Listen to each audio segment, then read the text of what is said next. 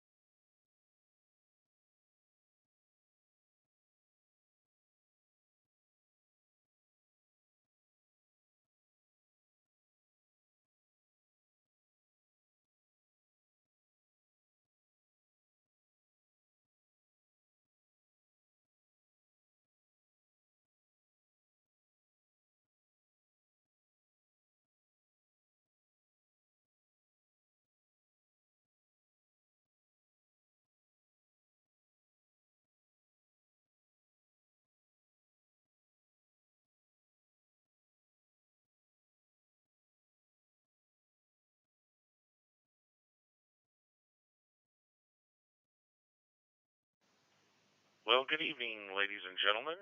This is the early bird portion of the FusionNet, and I am N7MKY, your net control operator for this evening. This portion of the net meets every Thursday at 8:30 p.m. Eastern Standard Time or Eastern Time, unless otherwise noted. And you do not have to be a member to check into this net.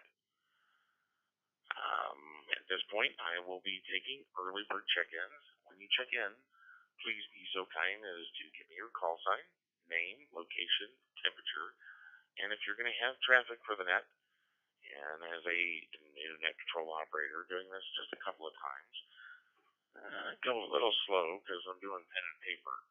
I'm not sure if I got my logger KG0BK login tonight or EC2AE login. That being said, N7MKY, early bird check-ins, come one, come all, and call sign, name, location, temperature, and if you have traffic. Alrighty, radio station, Alpha Charlie 2, Alpha Echo, Joe, in Gravesend, Brooklyn, New York. And we got a temperature of 57 degrees. And yes, I do have traffic for the net tonight.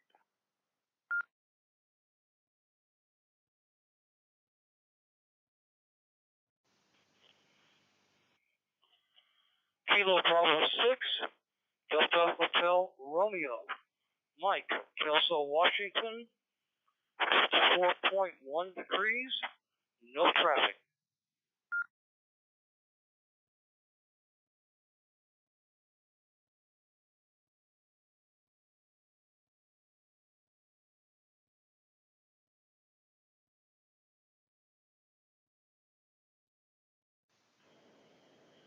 Victor Alpha 3, Mike Papa Sierra. This is Steve in Ottawa, Ontario. The temperature is 84 degrees Fahrenheit. I have no traffic. I will step away for about an hour, as I something to do, but I will be back later.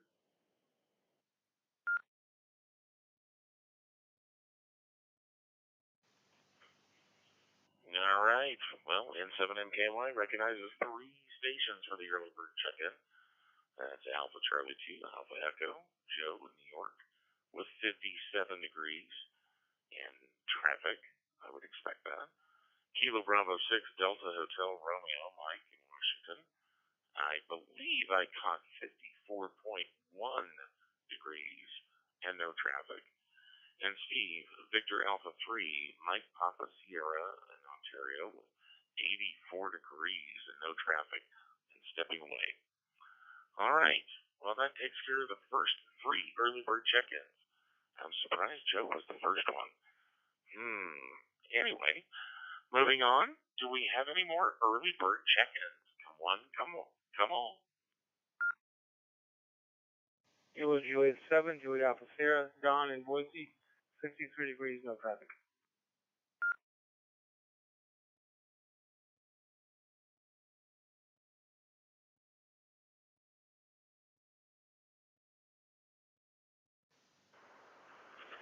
Net control, Kilo 7, Lima Alpha November. Again, Kilo 7, Lima Alpha November, Mike in Boise. 64 degrees here, and I have no traffic.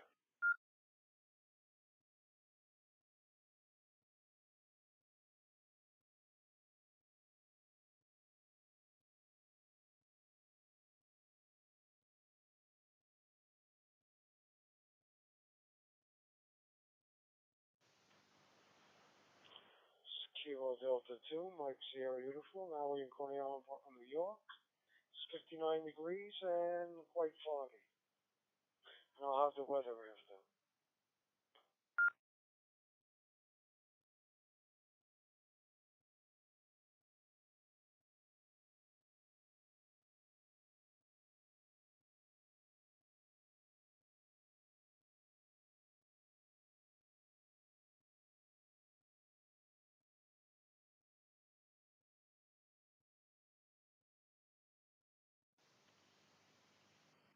Alrighty, well, N7MKY recognizes 3 more stations. That's 3 more early bird check-ins. That's KJ7JAS, Don in Boise with 64 degrees and no traffic. K7LAN, Mike in Boise, Idaho, 64 degrees, no traffic. Glad to see you made it back and are participating in the net, Mike. You too, Don. And KD2MSU, Howie with 59 degrees, traffic in our weather report. We're looking forward to that. All right, do we have any more early bird check-ins? Early bird check-ins, come one, come all.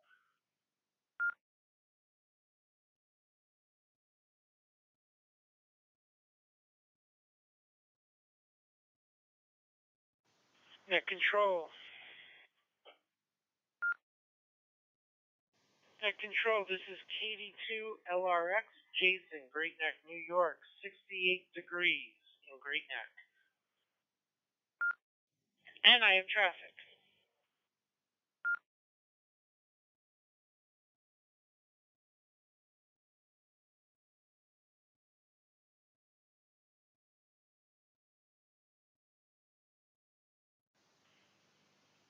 Well, lo and behold, if it isn't KD2LRX, Jason in New York, 68 degrees with traffic. I would expect traffic.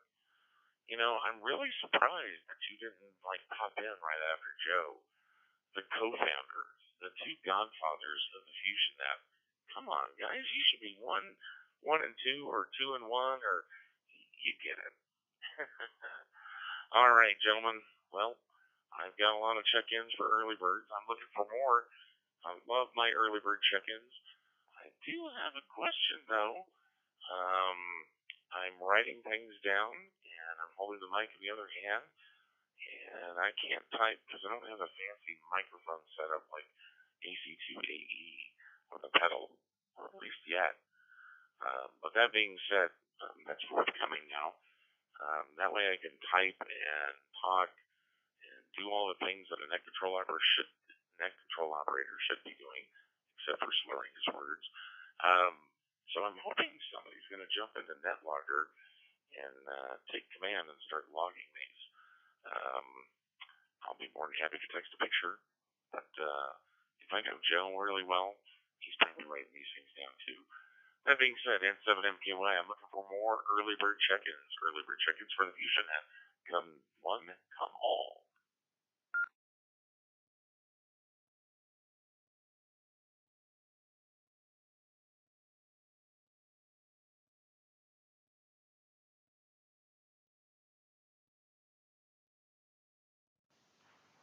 Net control, KK7AYJ, Annette in Boise, Idaho, and the temperature is, hold on, 66 degrees, and I will have traffic.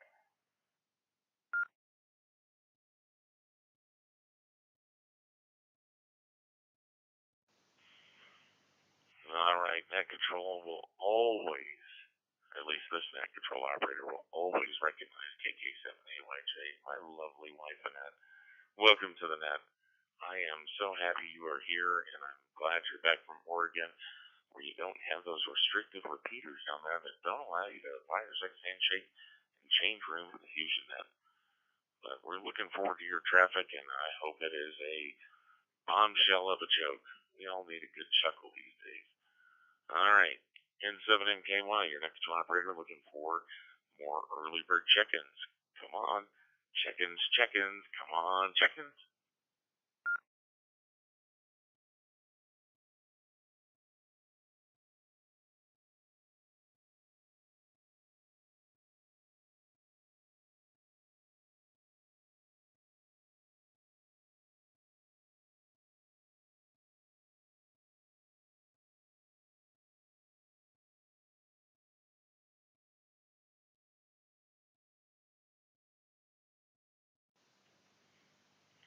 You know, I got to say, as a net control operator, it's kind of nice when it's a slow night, because you kind of get caught up with what you're writing, and turn your cribbage notes into something that actually makes sense. But I do like early bird check-ins. I definitely like people that love to check into the net. This is a fun net. I am so glad that I have stumbled across this, and I've been so graced with being able to become a net control operator for this net. But that being said, I'd really like to reach at least 20 early bird check-ins tonight, if not more. I'm trying to break a record. It's a personal record. But that being said, again, this is the early bird portion of the FusionNet. Please come now with your call sign, name, location, temperature, and if you're going to have traffic for the net. We love traffic.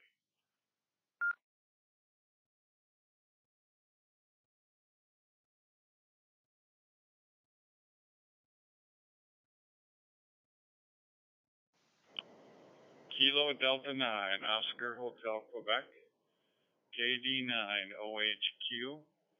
This is Ron in Trumpelow, Wisconsin. It is a balmy 87 degrees.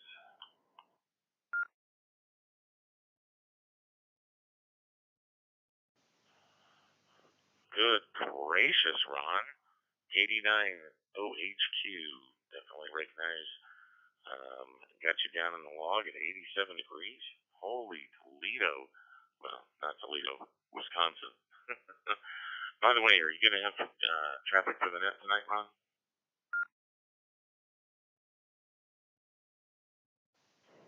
Negative, I don't have any traffic for the net tonight. I'll just be monitoring KD9OHQ.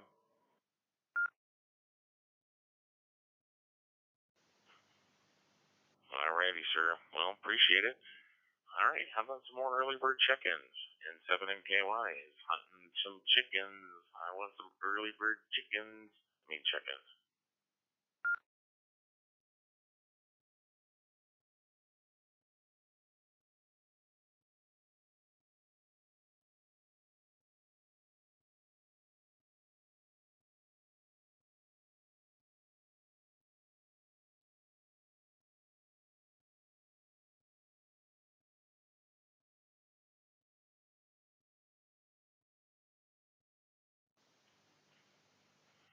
I know that KD2LRX will appreciate this comment.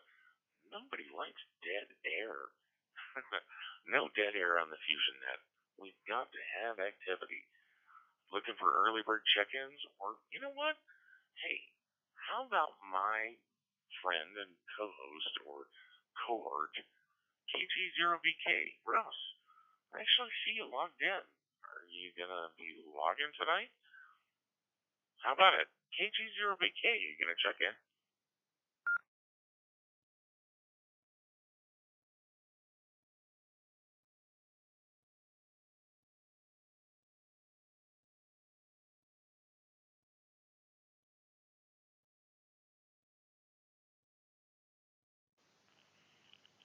All right, nothing heard from Russ.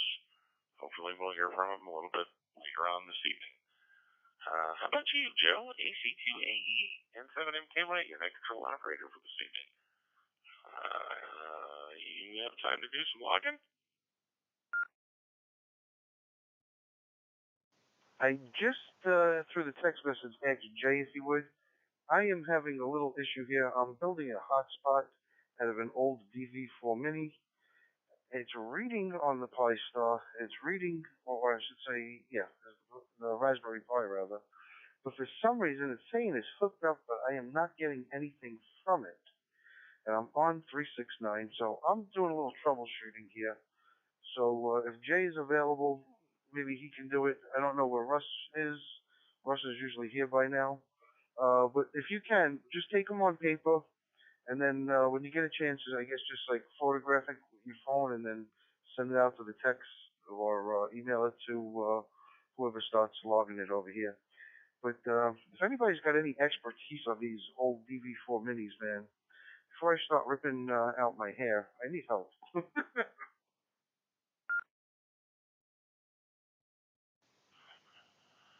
Much appreciated. Totally understand. Gotta love these down days so that you can attack some of these projects. But, N7MKY here being your pilot, it's kind of hard to fly without engines. I need my port and starboard engines to be fired up here. But nonetheless, I am taking a paper log. I like writing things, so no worries. I can sit there and get them all in after the fact. Just nice to see them up on the screen. But No worries. Well, hopefully get this solved, or once you're done with your projects, Joe, you can help me build or get a mic and foot pedal so that I can do this and log at the same time.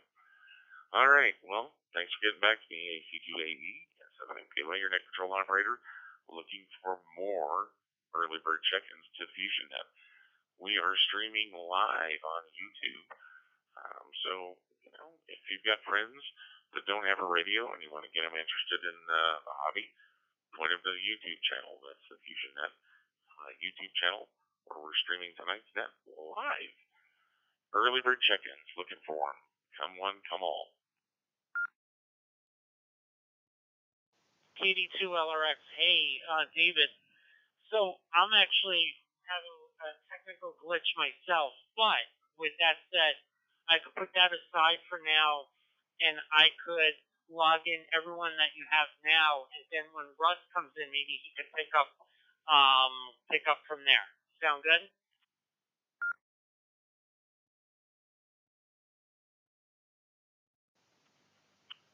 KD2LRX and 7MKY. It's always nice to have a co-pilot in the seat next to me. You can do that if you want, but if you're having technical difficulties, again, no worries. I got it. Just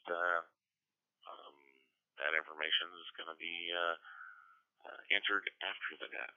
But if you'd like a picture, I'll send you one. Otherwise, I'll just keep paper logging them. It's kind of what we do out in the parks, right, Loda? Speaking of which, I'm so excited to use my new birthday present. I'll let you guys know what that is later. N7MKY, in the meantime, looking for more early bird check-ins, unless KD2LRX, you want to respond. So I'll let KD2LRX respond, and then we'll take some more early bird check-ins. How's that?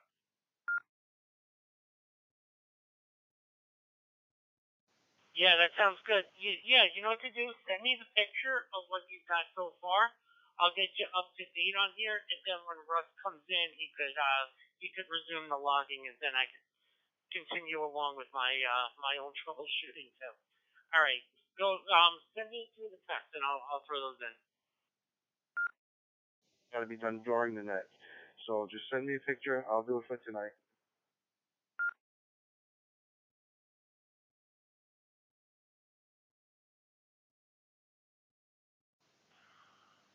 All right, gentlemen, group text coming your way.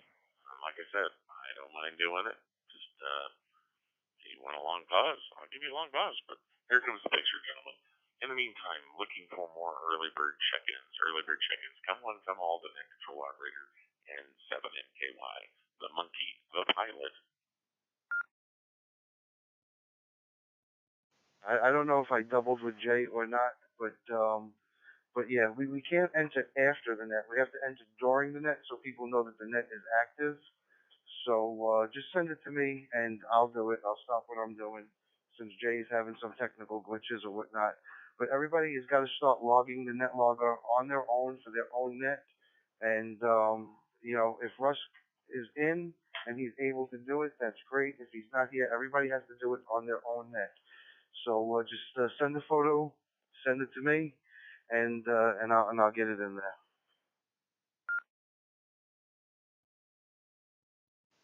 Joe, we doubled. I think you were saying the same thing as I was when we doubled. But I told David that I'll throw in all these entries. You work on what you have to, and when Russ comes in, he could pick up where I left off. So don't worry, I got this. Work on your thing.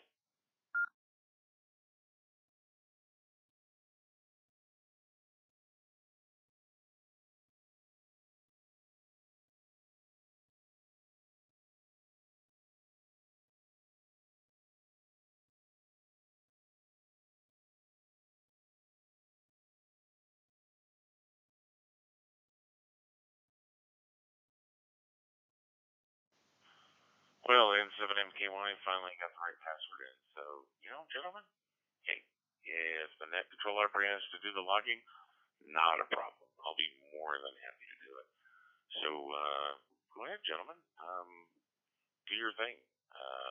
I will take early bird check-ins and do my best to get everything logged. That being said, N7MKY, your control operator this evening, looking for some more early bird check-ins. Get 10 minutes before the actual FusionNet does start. So let's get some more early bird check-ins.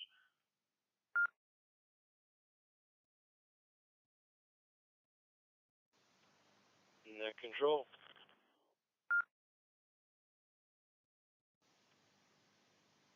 Net control, this is Matt, K2ACD, Palm Beach, Florida, 78 degrees. I'm going to be in and out with no traffic.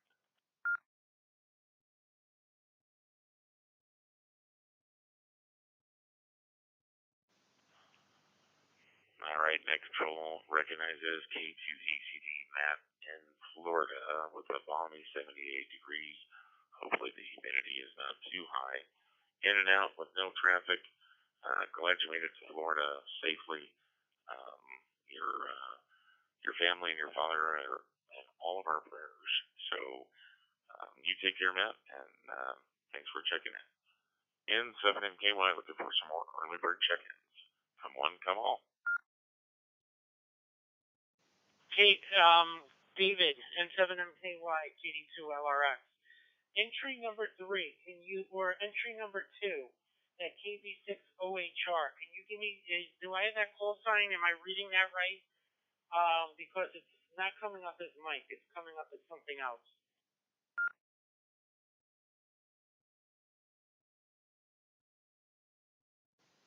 It's Kilo Bravo 6, Delta Hotel Romeo.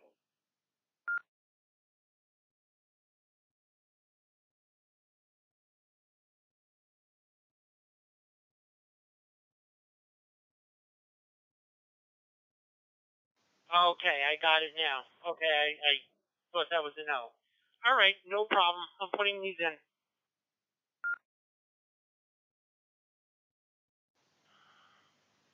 Thank you kindly, Jason. KD2LRX, like I said, I'll be more than happy to catch up. So, I guess once you have where you can stop, I can start typing them in because I finally got the right password in. I thought it was one word, but I didn't have the one. So, nonetheless, N7MKY, looking for some more early bird check-ins.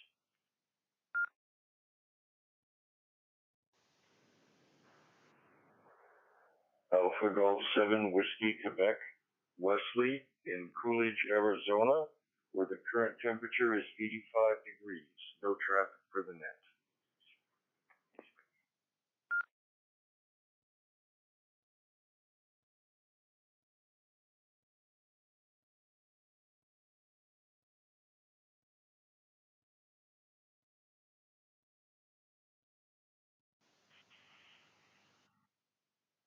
All right, net control recognizes Alpha Golf 7 Whiskey Quebec, Wesley in Arizona. 85 degrees, no traffic. Any other early bird check-ins?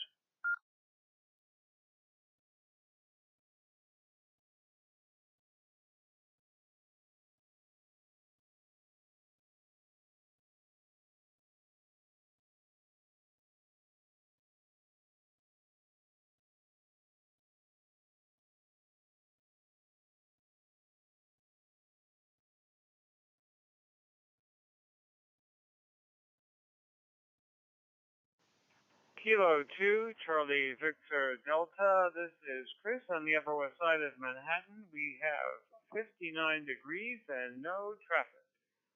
Back to net control.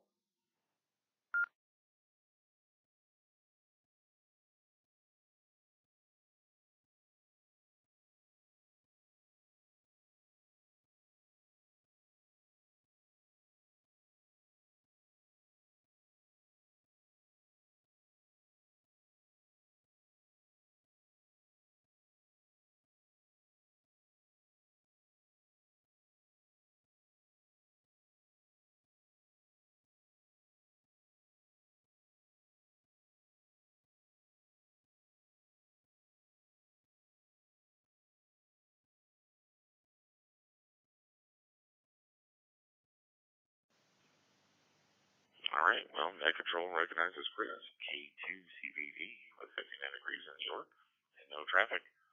We'll be looking for your stats later, though.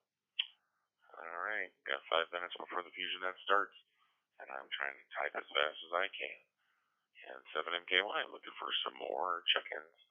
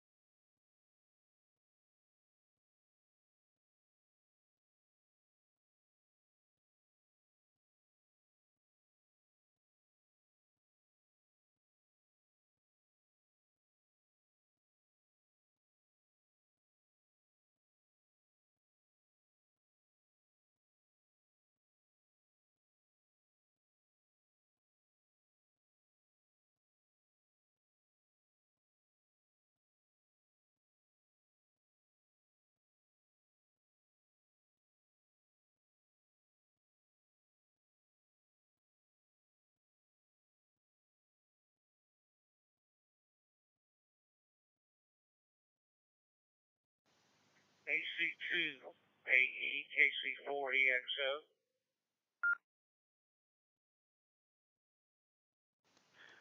How about it? N7MKY, AC280.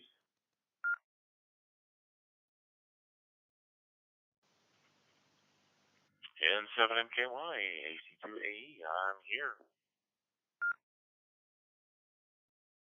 All right, what's going on, brother? I got to straighten this out a little bit over here because we come into a little bit of a wreck. After the call sign Victor Alpha 3, Michael Papa Sierra, on your list you have it as Kilo Tango 7, Juliet Alpha Sierra, but that's not coming up as anything. So is it just I can't read your handwriting, or is that a mistake in the call sign? AC2AE and 7MKY, don't worry about it. I am on number 10 logging in NetLogger right now. So to answer your question, it's KJ7JAS, which is dawn in Boise, Idaho, with 64 degrees and no traffic. I'm currently logging KD9OHQ with 87 degrees, and I need to get his no traffic in, and then I'll be on line number 11. And you did have a station that called and reached out to you directly. I believe it was Kilo Charlie for Echo X-Ray Oscar. I think he was reaching out to you directly. So back to you, AC2AE.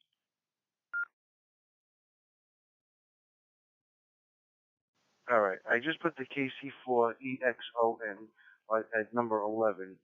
So I'm going to read them off quick to you. Just let me know if you've got the same calls that I've got in the NetLogger. For some reason, I think the NetLogger stopped or closed on your end because I don't see anything coming in from your end over there. Let's see. So first I've got you, N7MKY. Second would be myself, AC2AE. Third would be Mike out in Kelso, KV6 Delta Hotel Romeo. Then I got Victor Alpha 3, Michael Papa Sierra. Then I've got Kilo Juliet 7, Juliet Alpha Sierra. That is Don. Then I got Kilo 7, Lima Alpha November. Then I've got Kilo Delta 2, Michael Sierra Uniform. Then I got Kilo Delta 2, Lima Romeo X-Ray. Then I got KK7, Alpha Yankee Juliet. Then I got Kilo Delta 9, Oscar Hotel Quebec. And then for number 11, I have Kilo Charlie 4, Echo X-Ray Oscar. Can you confirm that that's what you have on your end? All right, after Kilo Delta 9, Oscar Hotel Quebec, I have K2 ACD Matt in Florida, 78 degrees in and out. After that, I have Alpha Golf 7 Whiskey Quebec, Wesley in Arizona at 85 degrees, no traffic. And then K2 CVD Chris in New York, 59 degrees and no traffic. And then the station that called you directly, which I did not finish writing down as call sign, because you came back to me.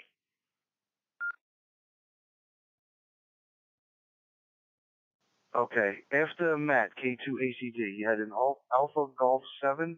Just repeat that call sign, then do number 13, number 14 slowly so I can get them in there. And then I got as number 15 the KC4 EXO. So just give me the Alpha Golf 7, I think it was Whiskey Quebec, I think it is.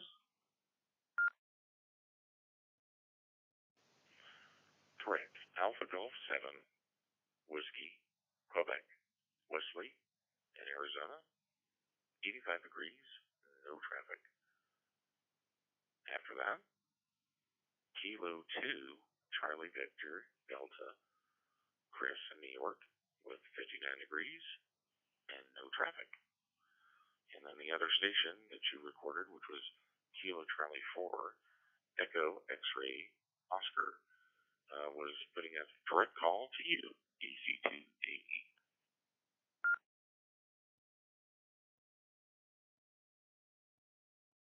Okay, so after Matt K2 ACD, I got Alpha Golf 7, Whiskey Quebec.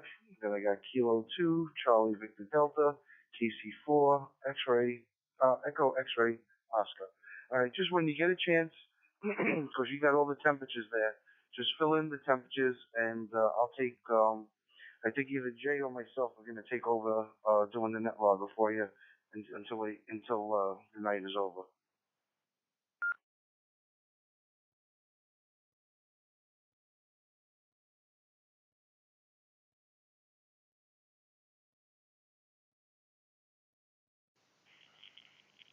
All right.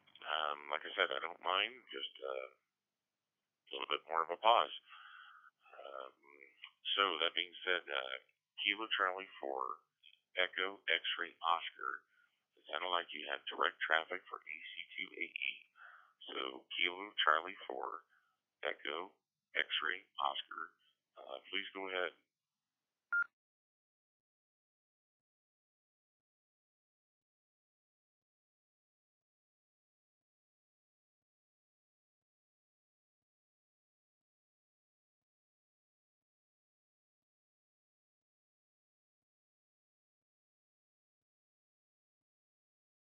November Mike 7 Yankee. I'm sorry, November 7 Mike Kilo Yankee. This is Kilo Charlie 4 Echo X-Ray Oscar. I'm sorry I had to switch to another radio. Our digital repeater is down. And I have no traffic. This is Wayne in Central South Carolina, Springdale, South Carolina. And it is 67 degrees here.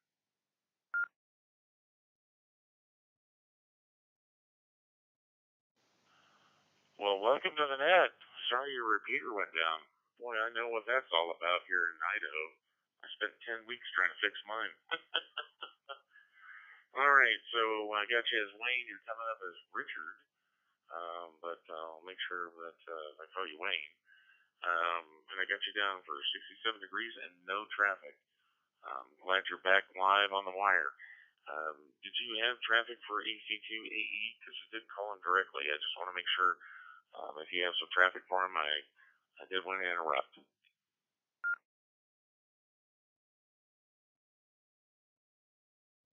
This is KC4, yeah. So, no, I didn't have any traffic, but I just want to let them know this is my fourth consecutive check-in.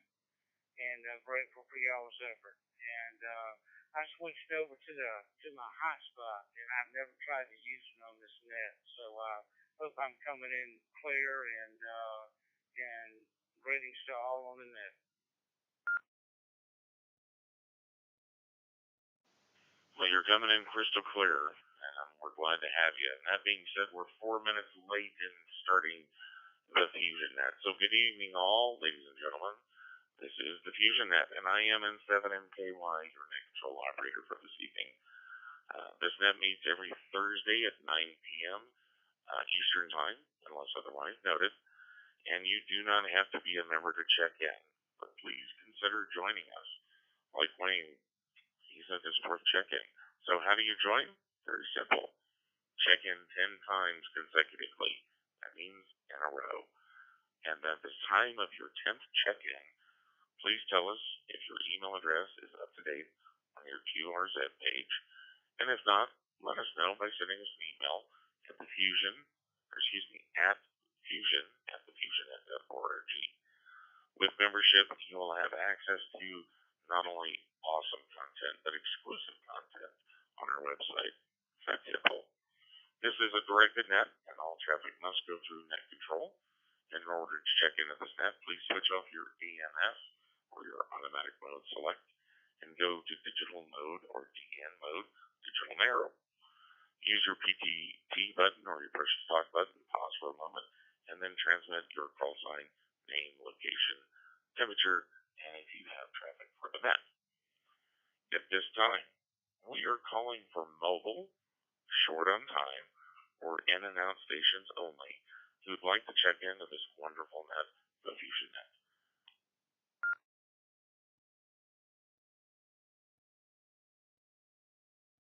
Yeah, a little late, had some problems, but this is Kilo Golf 0, Bravo Kilo, checking in from Manchester.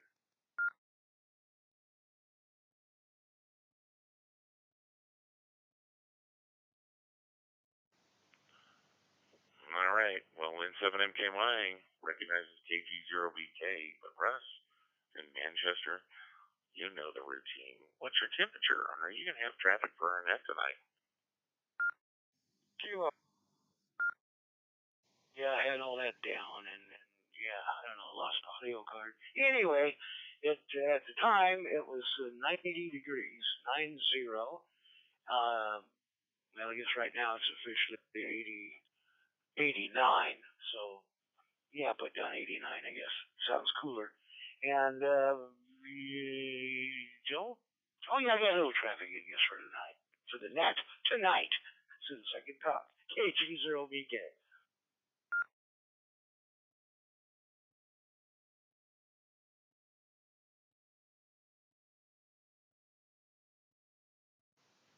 All right, sir. Well, glad you could join us. Got your temperature, and I'm going to take it at 90 degrees in traffic. All right. Do we have any other stations that would like to check in? Again, mobile, short on time, or in and out stations, please come now.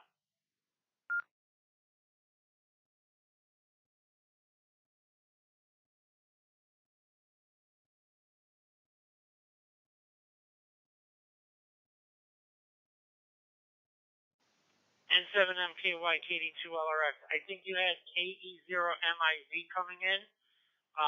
He's logged in from Wellington, Colorado, so you might want to take him.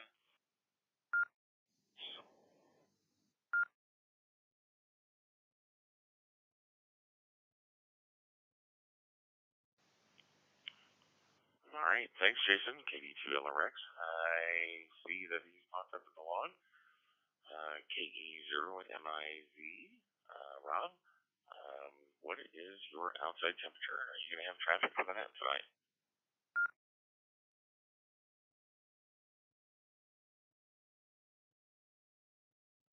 Okay, very good. This is KE0MIZ, and my temperature is 55 degrees, and I will have a little traffic for the net when you come around to it.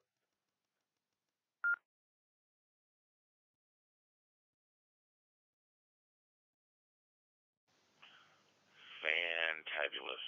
Well, appreciate that, Rob. Got you down for 55 degrees in traffic. All right. Any other stations that are short on time, mobile, or in and out, please come down.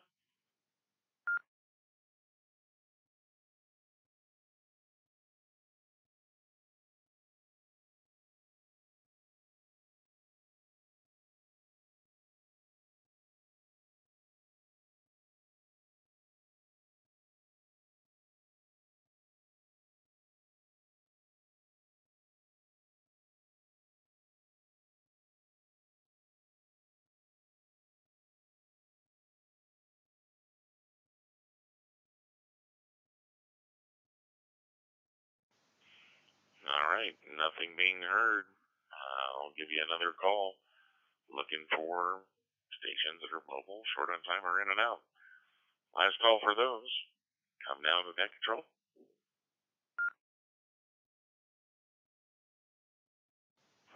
Net Control, KO4, CWF. Net Control, if you could check in, Kilo Oscar 4, Charlie Whiskey Foxtrot, Joseph in down Columbia, South Carolina. Current temperature, 85 degrees. So,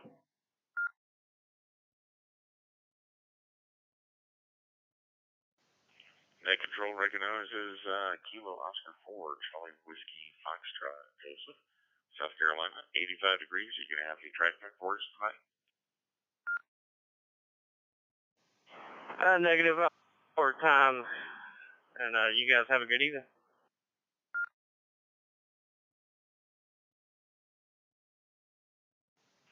Sounds like a plan. All right.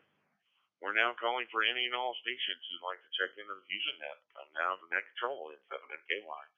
When you check in, please give us your call sign, name, location, temperature, and if you're going to have traffic for the net this evening.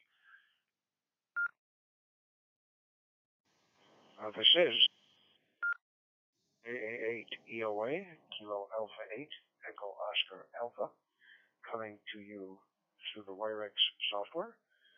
In Margate, Florida, temperature 77 degrees, no traffic, and this is my fourth consecutive check-in.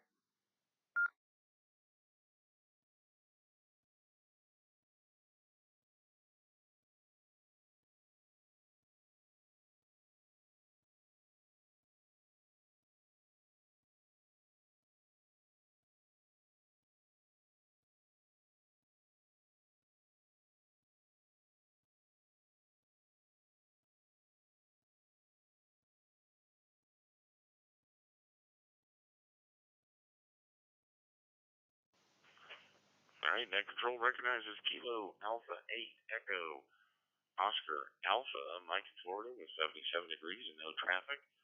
And got you down for your fourth check-in. 6 more, buddy. 6 more.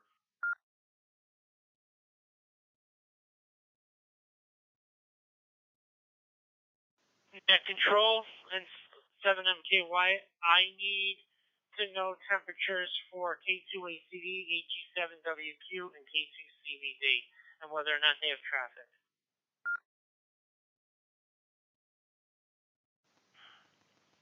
KD2 LRX, you are a master and a whiz. I'm glad you're not having technical difficulties, but I'm working on that between calls. But I'm putting in maps right now at 78 degrees, so you should get an update. He is in and out. So you should see that update. Well, if I type it correctly, I put in and oh yeah. So that wasn't correct. And then next one, hopefully I'll have here in the log really quick for you. But appreciate your efforts. Trying my best.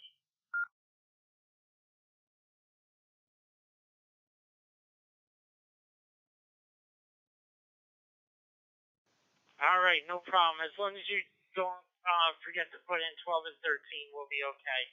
Oh, okay, I see you just did that. All right, very good. I just wanted to make sure we were good, and we are now. All right, back to net control.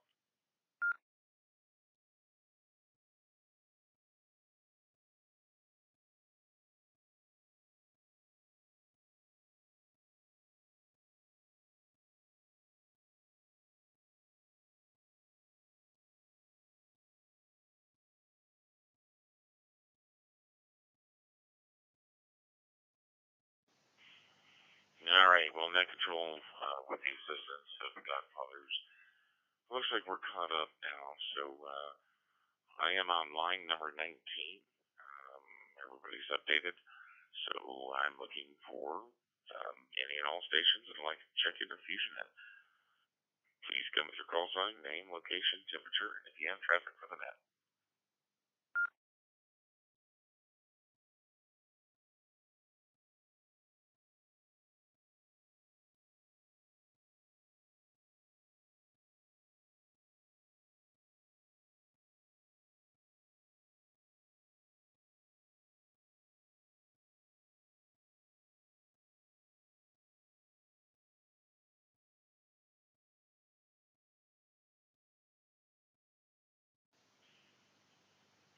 Quiet evening tonight. Quiet evening tonight. What do you think, KD2RX? I think it's a little quiet. Is there a party going on that I'm not aware of?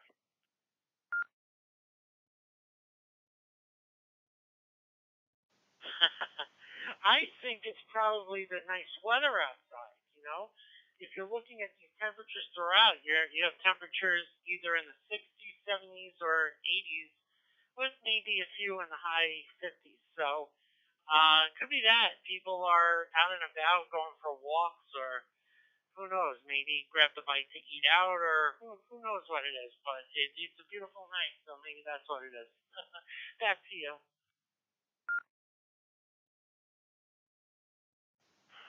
You know, I'm wondering if you're using that fancy headset that I complimented you on, because was that only for Zoom, or was that, do you have that hooked up with the radio as well?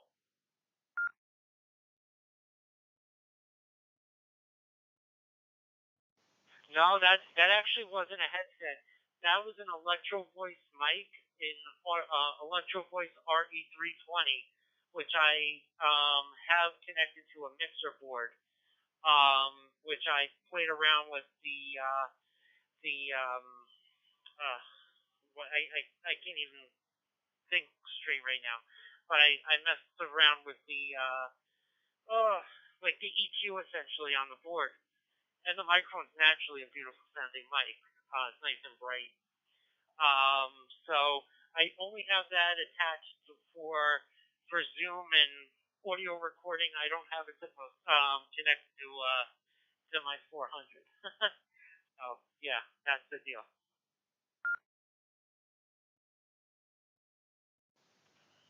Well, I gotta tell you what, I still say that was a very impressive mic. And everybody on FusionNet, you know, the next Zoom party that we have on the FusionNet, you definitely have to take notice of that, because I hope he's got it hooked up, because it sounded like he was sitting right next to me. It was fantastic. Well, enough jabber on that. I just, you know, hey, that's a good mic. I'm jealous. I'm jealous of a lot of things, but oh well. So, do we have any more stations that would like to check into the Fusion Network at this point? I'm calling for any and all stations. Just need your call sign, name, location, temperature, and if you have traffic for the net. If you don't, we don't have any check-ins, we're going to start moving some traffic. So, N7MKY, looking for some check-ins.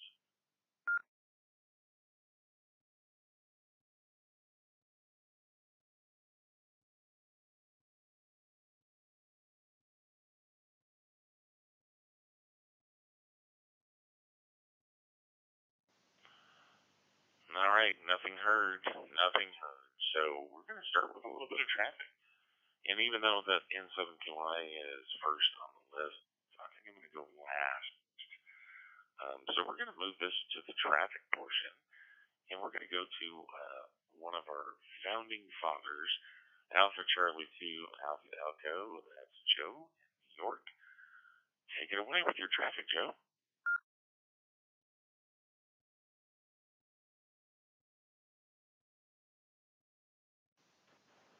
Alrighty. Alpha Charlie 2, Alpha Echo, Gravesend, Brooklyn, New York. What's going on there, my Fusion brothers and sisters out there? Guys, I have some news, some traffic out there, and it's not all rainbows and sunshine today. One of our brothers, his wife is very, very, very sick. So, guys, I put a page up onto the FusionNet called Melanie's Fight. For those who know Ray W2DEA, his wife last year was diagnosed with stage 4 cancer, uterine, I can't remember the exact name of it, I'm going to have to look it up. Uterine serous carcinoma. And the chemotherapy that she's been taking hasn't been reacting very well. So they actually stopped it, and they're about to try a clinical trial of a new medication out there. And it is very, very, very expensive, guys. So, guys, we definitely need all the prayer warriors out there to start praying for her. Keep her in your prayers. But if you do go to the FusionNet and go to Melanie's Fight in the menu, you could see a little page that we put up for her. You could click on any one of the letters or the numbers or the photograph on there, and it'll take you to a GoFundMe page. Guys, whatever you can spare, please. They're in need, man. The family is in need big time. They have 2 children, 2 girls, and Ray has actually 4 children altogether, 2 with Melanie. So things are getting a little rough, a little tight. He's only able to work part-time from an injury that he has, plus he's taking care of his wife. So anything that you guys can do would really, really, really help them out a lot, man. Please go check out the page on FusionNet. It's called Melanie's Fight. Just go to the FusionNet.org. Go to the upper right-hand corner in the menu. It's the second one from the top called Melanie's Fight. And you can go there. There's a nice little song playing over there for her to encourage her. And we just need all of our brothers and sisters to come together, man, and just to, really do whatever you can. If you guys don't have the money to spare, guys, please pray. Pray for her, man. Just God will hear our prayers when we come together. When 2 or more are gathered in His name, He is there in the midst. So please, we definitely need this. Let me let this drop. I've also got something on the FusionNet's Facebook page as well. For there, there's a nice picture of Melanie there. You can see she's in the photograph taking photos. Considering what's happening, she is in good spirits, and they know the severity of this. So, guys, we just need anybody and everybody that can help, whether it be $10, $20, $25, whatever you can spare, guys. But whatever you can spare, every little bit helps.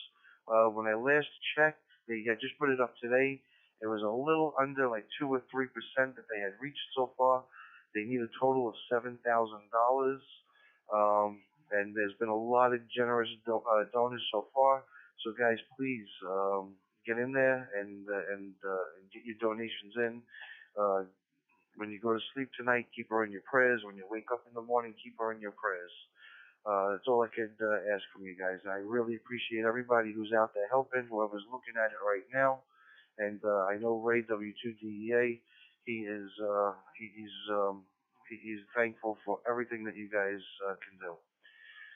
All right, with that being said, I almost don't even want to mention the FusionNet.org, but guys, definitely go visit the FusionNet.org. There's lots of fun things out there. We have a lot of links out there to either APRS, to Rusty Balloons, our weekly check-ins. We've got a lot of fun things out there. We also have T-shirts, guys. We have FusionNet T-shirts that help support the FusionNet. Guys, we're in need of some equipment. We just got the repeater. We got the repeater a few days ago. It was Monday that we actually got the repeater. So the repeater is sitting here. It's still in the box. I didn't even open it. We need a few dollars more for a duplexer. It's going to be a VHF duplexer. We know that for sure now. And we need another item called a Teensy, which is about $250. So we can link the FusionNet to the actual Yaesu Warriors X portion of this net and get it running really professional. So we're in the need of about $350 more just to get this duplexer and this item from Micronode called the Teensy, so we can link this up. You guys have been so very generous with that before. I hate to make this a net of asking for donations, so this will be the last time that we ask for donations once we complete this project. And that's why we got the shirts, guys. So let me let this drop because I only got 19 seconds left. I don't want to time it out.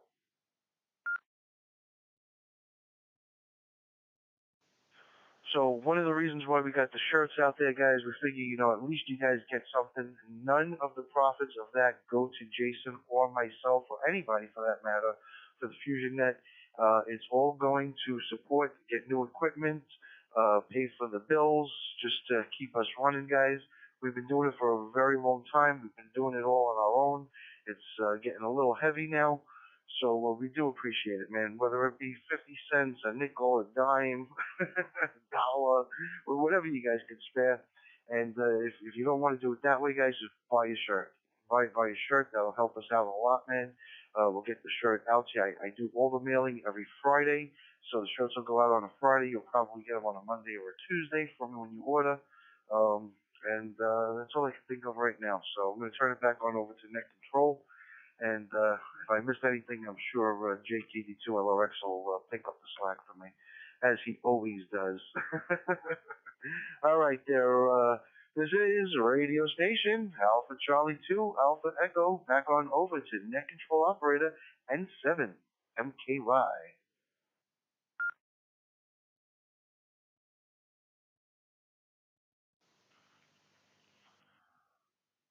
Well, thank you very much, Joe, for your traffic this evening. Yes, thoughts and prayers to Melody's fight. Definitely a good cause, and thoughts and prayers are probably the strongest things that we could do. Glad to hear we're getting, you got the repeater. Super excited about that. You didn't tell me, you stinker. All right. Well, with that being said, the next person that we have traffic is our meteorologist, KD2 MSU. Howie, what's our weather going to be like? Are you going to give us a weather report in Idaho or across the country? We're all dying to know. So take it away, Howie.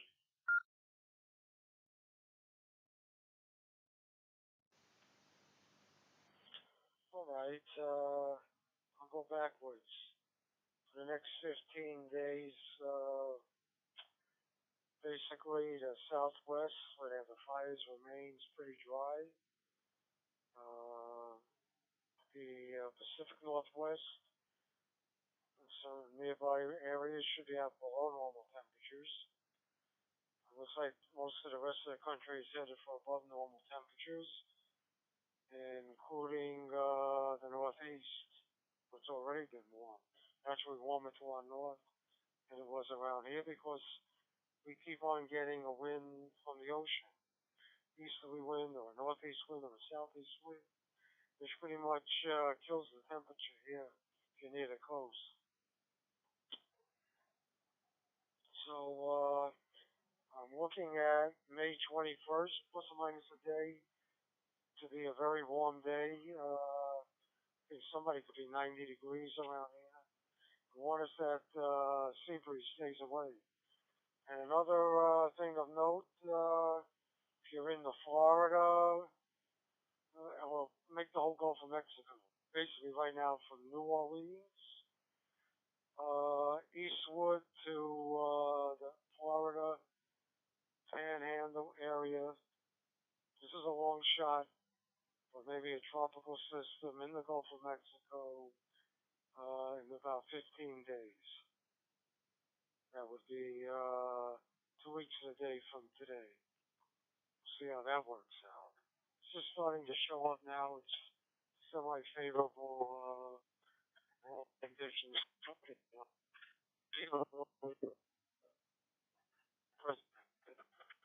Okay, so looking to May 21st here, we get a really warm day. This weekend, Friday, starting tomorrow, Friday, Saturday, Sunday, Monday, maybe even Tuesday, a lot of clouds, drizzle. Don't cancel any plans. Doesn't look like any heavy rain, but I just can't predict when it's going to rain. Okay, though, just Kilo Delta 2, Mike Sierra Uniform, back to Net Control.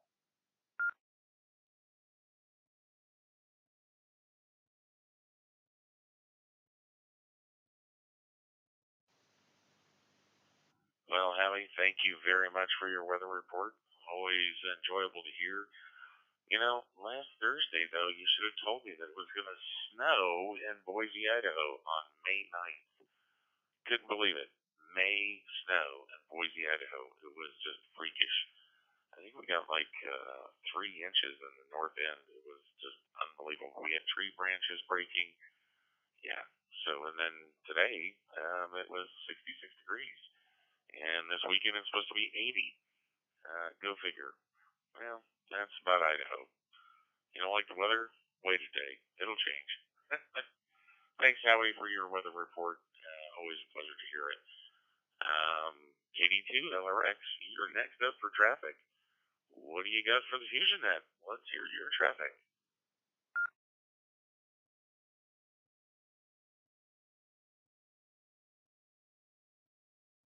KD2 LRX.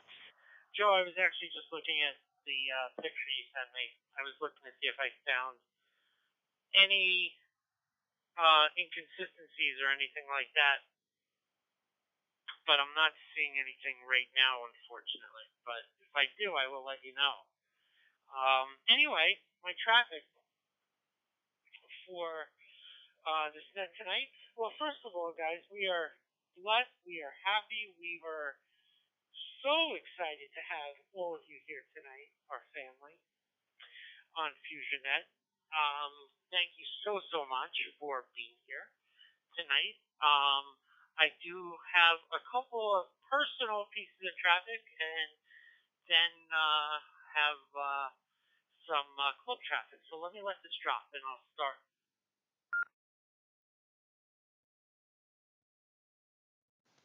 So, guys, first of all, as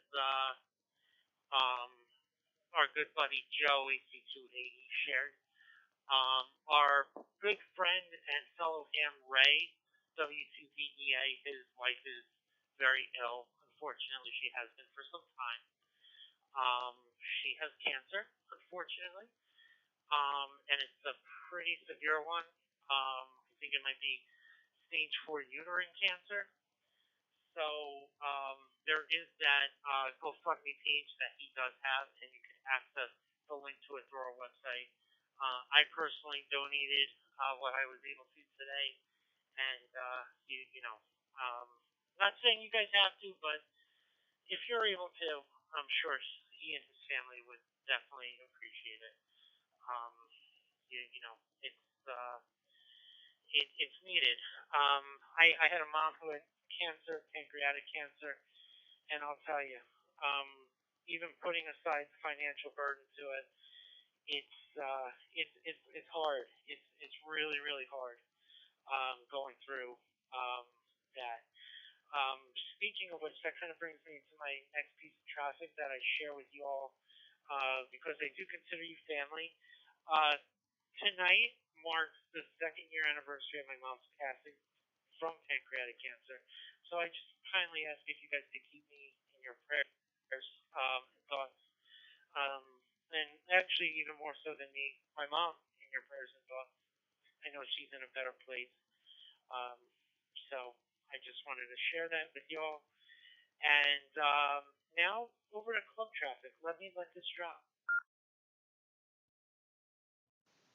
So first of all, I want to thank David for his for stepping into the seat as that control operator this evening. It's his night to shine, and he's doing a very fine job. On top of that, I also want to encourage everybody to join FusionNet, and don't forget, the way you join, it's totally FREE free. You just have to check into this net that you're on right now 10 consecutive times. After that 10th check-in, you let us know if your email address is right on QRZ, and if it is, you let us know, or if it's wrong, you let us know, and it's as simple as us getting you to our membership list. And with membership comes benefits. One of those benefits is it allows you full access to our FusionNet website, which has a lot of really cool perks, a lot of really cool information, a lot of great and good fun on it. So definitely check that out. And when you become an official member of FusionNet, you become even more than you are now, a bigger member of the FusionNet family, which we definitely love. And we're so humbled and thankful for all of you guys who are working hard on getting that 10th check-in. We thank you so much for your support, your loyalty, and most of all, we're so happy that you're having a blast on FusionNet. And that is true from your two founders, Joe and myself, as well as our net control operators, David and Russ, and who could forget our ambassadors like Matt, K2ACD, and our friend Chris. On the Upper East Side, I think I got that right this time. Maybe I didn't. Maybe I still got that wrong. But Chris, K2CVD, we love him too. Hold on, I want to just see if I got that right or wrong. K2CVD. I can't check. He'll tell me if I'm right or wrong. Anyway, that's my traffic for this night. We're glad to have you all here. And keep it going, Dave, from KD2LRF.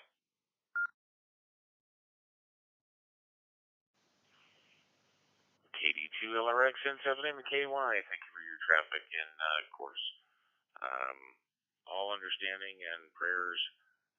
I know it's definitely not easy to have a loss. Definitely does get a little bit easier every year, but definitely something that, is worth mentioning. That being said, our K2ACD Matt is in Florida with an emergency trip down to see his father, who is actually in the hospital right now. So, without any details, just want to make sure everybody puts his family and his father in your prayers as well. That being said, before we move on with some more traffic here, it is a 30-minute marker since we started the net 4 minutes late. So at this point, before we take any more traffic, which is going to be the Gutbuster joke of the evening from KK7AYJ, let's see if we have any more check-ins for this evening. So if you'd like to check into the FusionNet, please come now with your call sign, name, location, temperature, and if you're going to have traffic for the net. And 7MKY is your net control operator. K2CVD for a comment.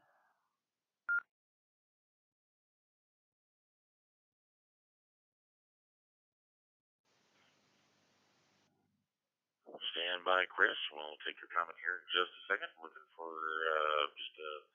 anybody who'd like to check in on the 30-minute marker. Call sign, name, location, temperature, and if you have traffic. And then right after that, I'll come right back to you, Chris.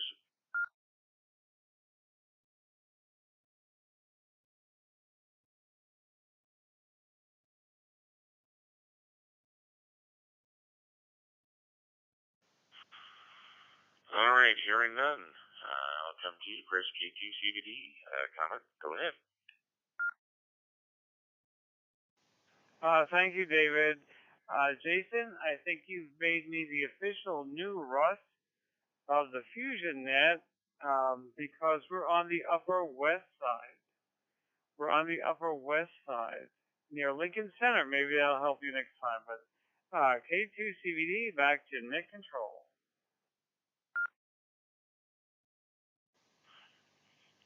K2CVD, you said you didn't have any traffic. Well, I guess it's not traffic, it's called correction. I think you did that on purpose. All right, before you guys start east side, west side, north side, and south side, let's get our great joke of the evening from KK7AYJ. Take it away, Annette, with your traffic. This is the way they abbreviate it, if I'm not mistaken. All right, thank you, Chris. Appreciate it. And I can tell you that I promise to get it right next time, but, I don't know if I can promise. But I will try. Back to net control.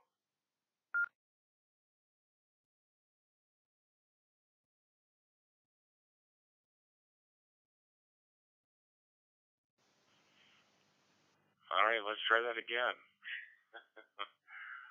All right, you two boys can text each other on east side, north side, west side, south side. Duke it out over text. But let's go to KK7 AYJ and her gutbuster of a joke tonight. Take it away, Annette.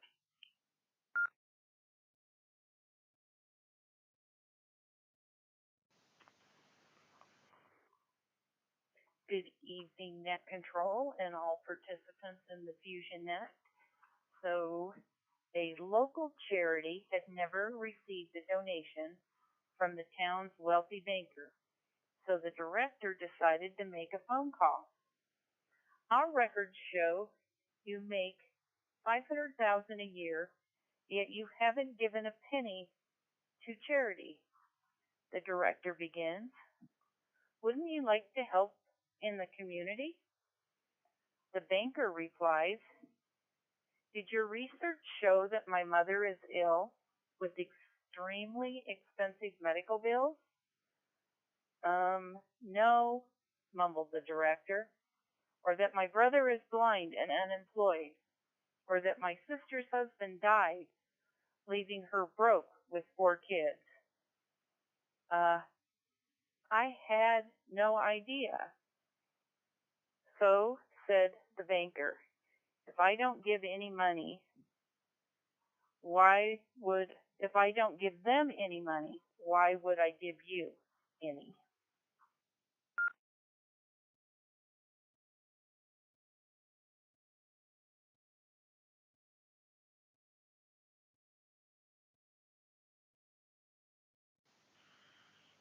Ooh, boy, KK7AYJ, you just keep coming at us with some good jokes. Love it. Thank you for your traffic this evening.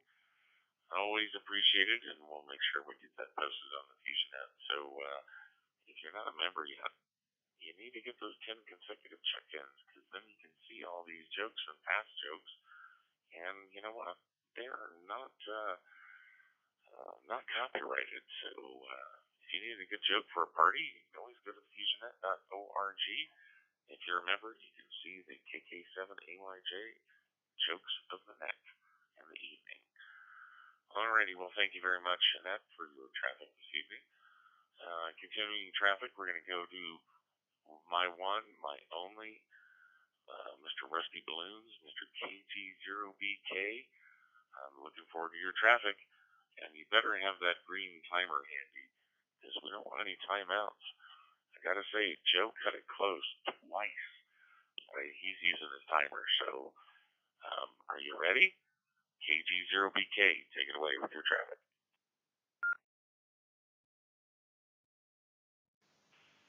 Net Control. Thanks for the timer idea. I did have it out, but I didn't turn it on until you said maybe good idea. Because, well, I never time out. Hardly ever. Maybe. Well, anyway. Hey, is this a great net, a great group of people or what?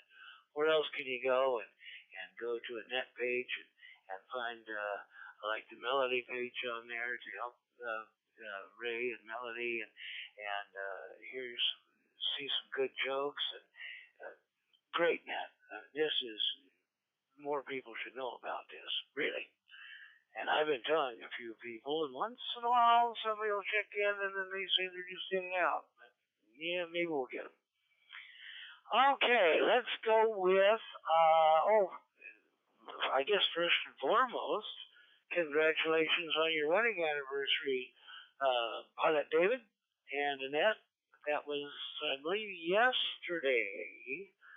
I'm not sure how many years, but anyway, congratulations on that. Hopefully that went real well with you.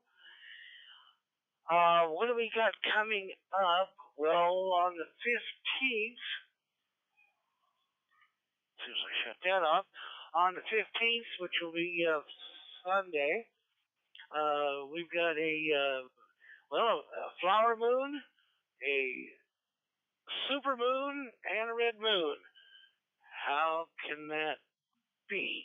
Well, we're going to have an eclipse of the moon. I guess we got to put that in there, which will cause the red moon. This is going to start at around, your time, our time. I'm going to say around 9 o'clock. I think that's our time, or a little after 9. So, anyway, you can look it up. And it's going to be a full eclipse, and it's going to turn totally blood red. Hopefully the clouds will stay away so we'll be able to see it. Don't know about you guys out in the east, but the west coast and here in the central part of the United States looks to be fair for seeing that. And let's see. Oh, the super moon, because it's 15% bigger, looks 15% bigger than a normal moon.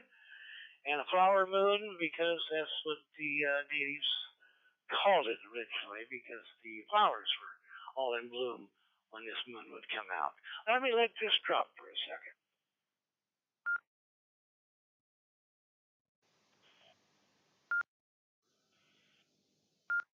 I'd like to thank Captain David for the timer. It works quite well when you work it. Let's see. I had one more thing. Oh, balloon launch. We're going to launch a balloon at the Hamvention in Dayton, well, in Xenia, but we'll call it Dayton, whatever. Looks like to be on Friday. Now, we don't know what that's going to be yet. I know it's going to be W0KUB, the dash. We were at 110, which went 3/4 way around the world. I take that back. 2 and 3/4 times around the world. And that was 110. But Dayton, they've got 7 or 8 balloons that are going to be launched at basically the same time. And so Dayton's kind of telling you what number you're going to have. So we'll have to kind of wait for that, I guess. Unless they got more information than I do, which they probably do. I'm always the third one to know. So anyway, that's going to be launched anyway on Friday, which will be a week from, I think that's a week from tomorrow, the Dayton Ham Fest. Anyway, so that's going to be that. And I guess that's going to cover everything I've got for tonight. And thanks again, Captain David, for taking controls. You're doing a wonderful job, as always. Maybe even better than last time.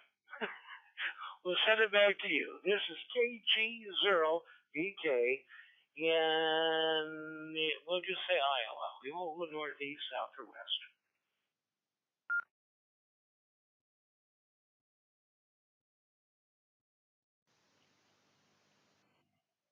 KG0BK and 7MKY, thank you for your traffic and thank you for your wishes on our anniversary. And to answer the question, 26 years of my life sentence. And wonder what a wonderful life it is. Yeah, I used to joke and say, okay, every year on May 11th, I get to go see the parole board. And I always get turned down parole. But you know what? What a wonderful life. 26 years. Unbelievable. And I'm loving every minute of it. And every year it goes by is wonderful. But that being said, we do have some more traffic before we get to 9. And that's with KE0MIZ Rob. Give us your traffic. And, if you get your Colorado repeaters hooked up, don't minimize that. Advertise the heck out of it, buddy.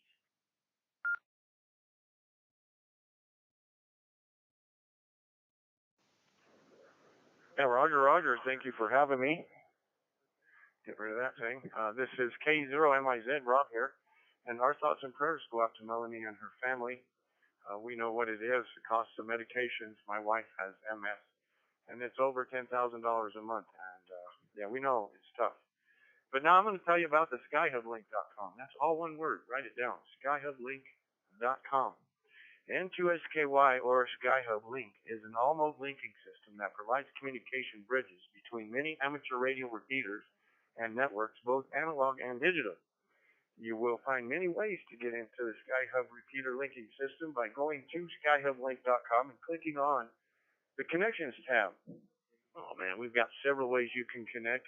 All-Star, DMR, WiresX, YSF Reflector, 92722, Echo Link. Oh boy. Go to the website, you'll see them all there. We've got nets as well. Go to the website, click on nets. We have nets on every day of the week except Sundays. So 7 p.m. usually Mountain Time. So come check us out. Tell them Rob sent you for sure. This is all I have for you, man. Back to you. KE0MIZ. Thanks for having me.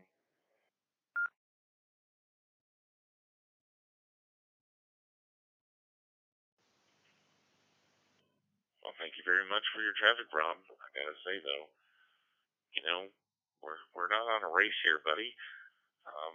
Skyhublink.com or .net. I want to make sure I got that right because I tell you what, it's all about connecting, and the more connections we have, the better. We have 19 nodes in the FusionNet room right now. That's fantastic. You know, looking at the dashboard, Russia has 25. You know, we don't need that many more. Let's get some more people connected to the FusionNet. Let's get that word out. So, Rob, I'm going to come back to you one more time. I want to make sure I get that website right. Skyhublink.net or .com.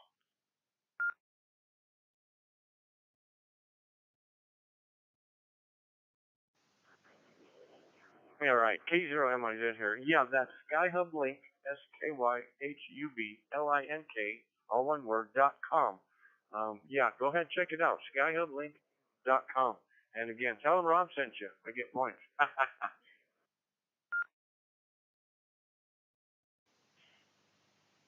Hey, I'm all about points. Totally understand that. You betcha. All right, skyhublink.com. Go check it out. And while you're at checking that out and on the web browser, make sure you check the fusionnet.org. Gotta check that out. All right. Well, don't have anybody else with traffic other than myself, so I will pass my traffic very quickly and, well, not quickly. What can I say? Got a timer in front of me, just not a green one.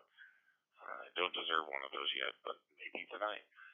So, mark your calendars. Please, please, please mark your calendars. June 22nd is when I will be doing a WiresX demonstration at the American Legion Post 113 here in Boise, or I should say Meridian, Idaho.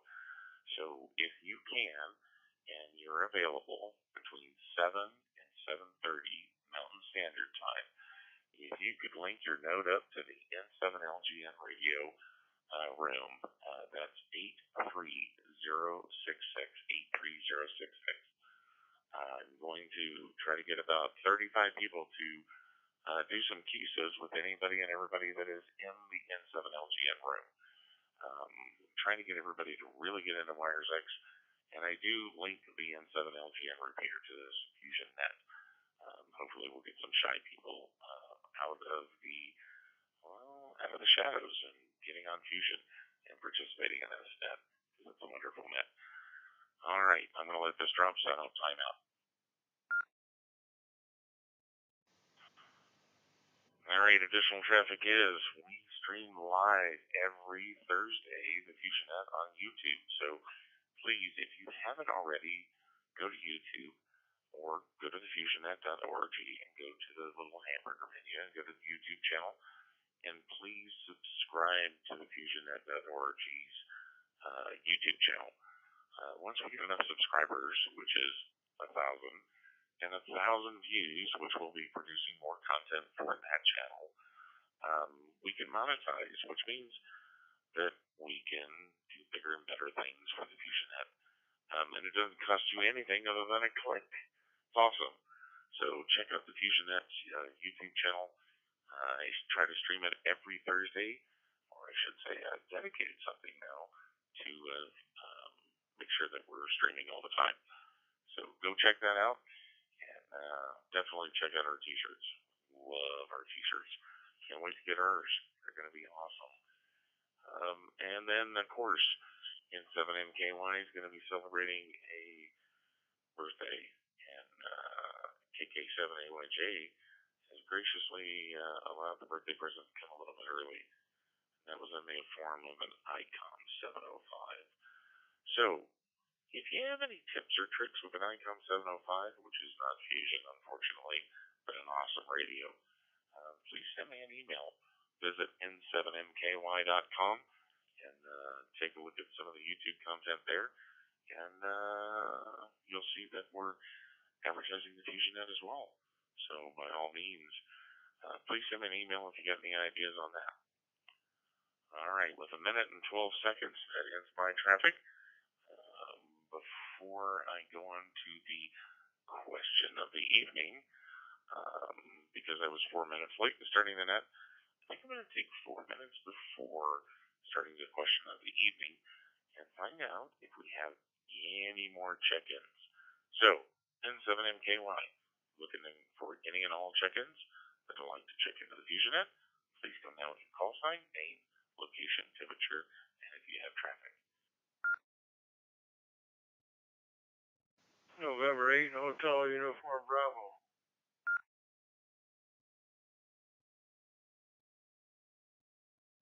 In Brisbane, temperature 75 degrees, no traffic. Over.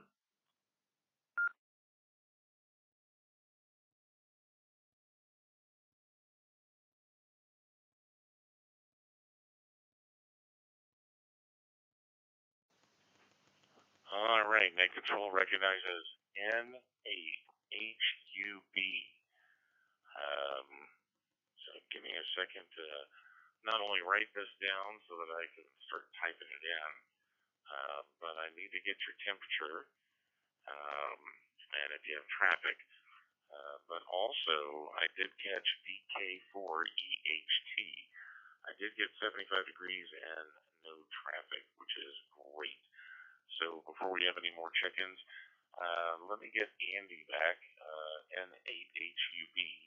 And what is your temperature and if you have traffic? Okay, I'll say good evening to you, and realize it's late.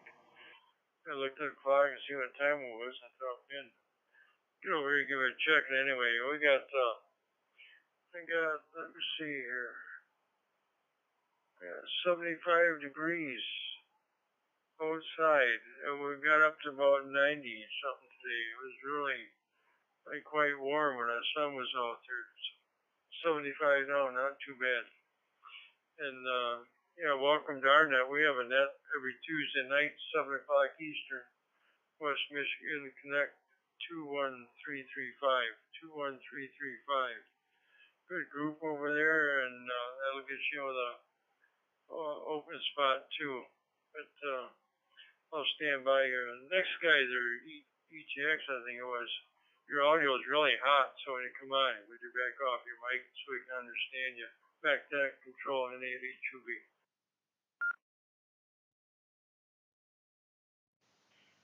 All right, thank you, Andy. N8HUB got you down for 75 degrees and took your traffic as the Michigan Connect, room number 21335. All right, Bruce, I did get you in. Victor Kilo 4, Echo Hotel Tango, 75 degrees and no traffic. All right, do we have any other check-ins for the FusionNet before we begin the question of the evening?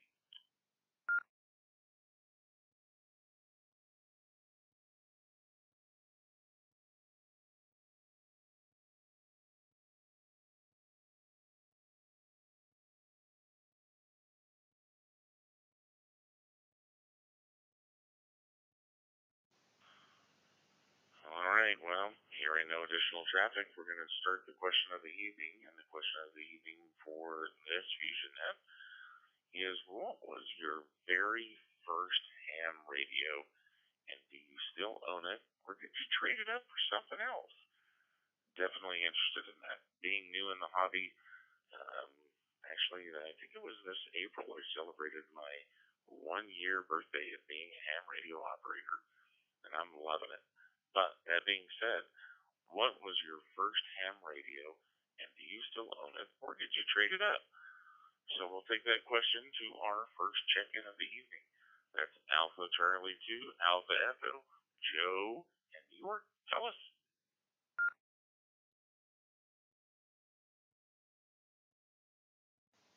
Oh boy, my first amateur radio. Wait, was it my first radio or my first amateur radio? I didn't quite hear that question too well.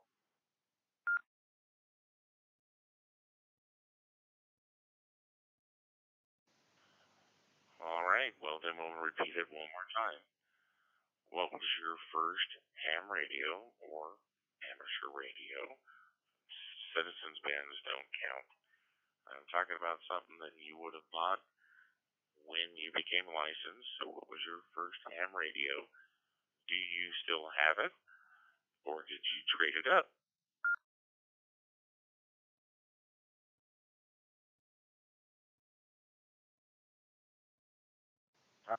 Okay. My first amateur radio.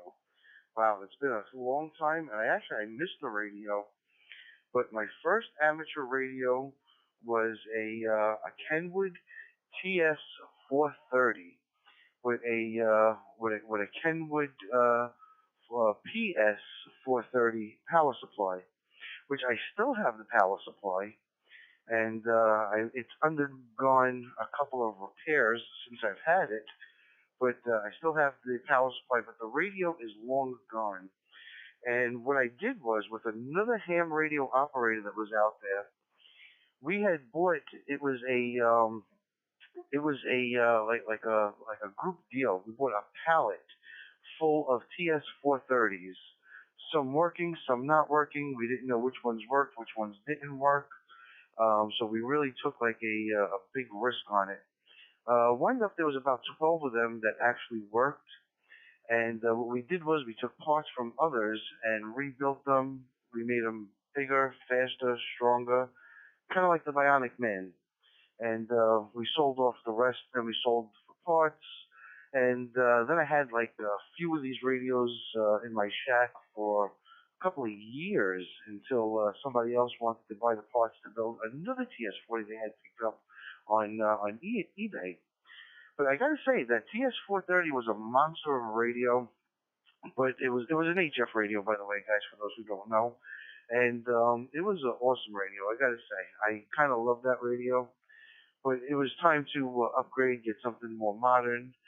So I winded up upgrading to a Yaesu 857D, and never looked back from Yaesu after that.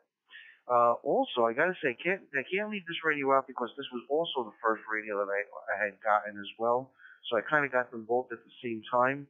The other was a Yaesu FT60, a 2-meter 440 radio, and I gotta say that is an awesome radio. I still, to this day, recommend the FT60. It is a fantastic little HT. It is probably one of the best HTs that are out there. It's still in production. If you can get one, guys, get one. If you can get an earlier model with the aluminum case, you're probably much better off. They were built a lot more sturdier back in the day than the ones with the plastic cases now. So, I'm getting close. I'm gonna have to let this drop. I don't want to. I don't want to get a timeout.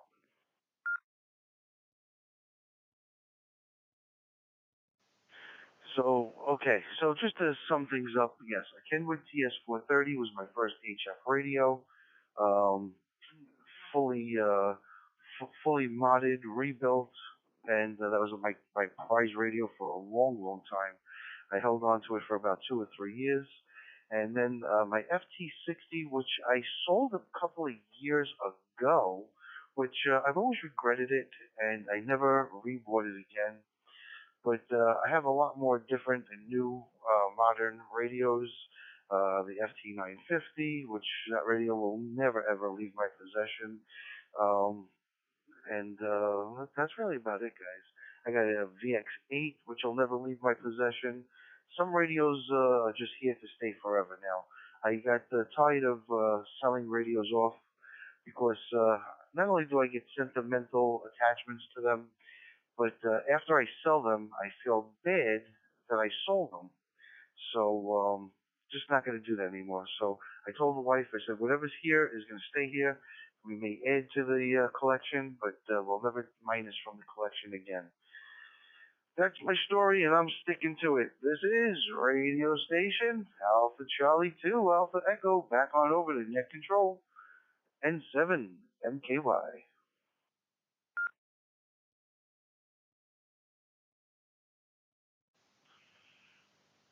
Lovely story, man.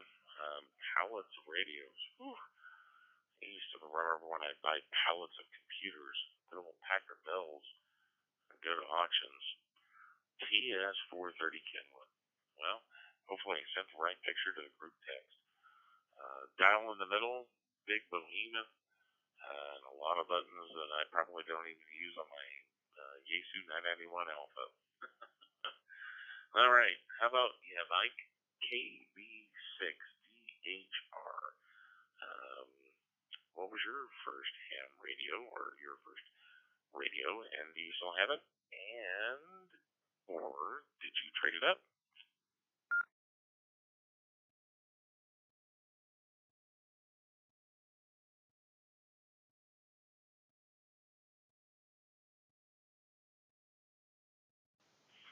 Kilo Bravo 6 Delta Hotel Romeo. Are you still with us?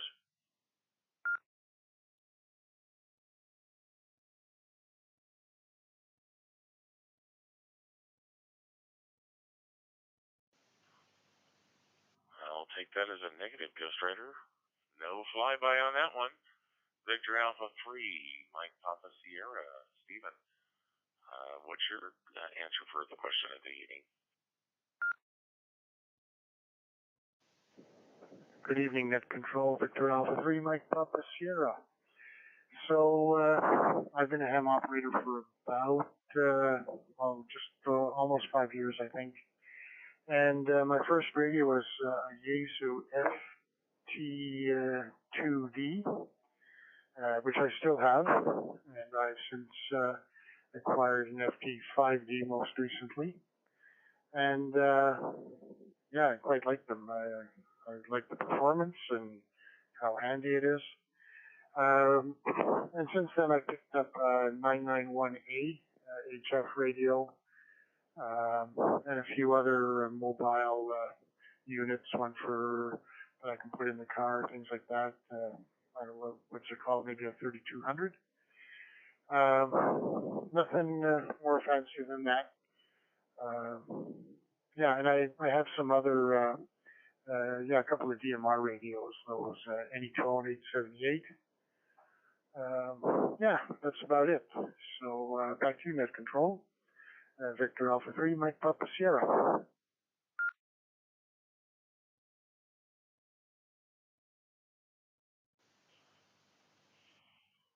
that is awesome. An FT2D. And I gotta say, Mike, Steve, if I would have gotten the ham radio back in the 90s, I'd be broke right now. Already reaching that critical point already, but FT2D, I'm really hoping you like that 5DR. That was another birthday present. Just saying. I gotta figure mine out. Maybe I'll send you an email. Maybe we can compare notes. KJ7JAS, Don, are you still with us? And if so, what is your answer to the question of the evening?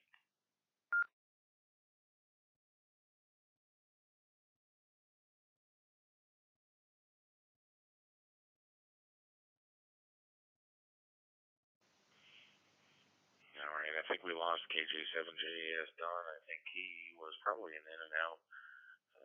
I did get a text from him. We'll move to K7LAN. Mike, what was your first ham radio? And do you still have it? Or did you trade up?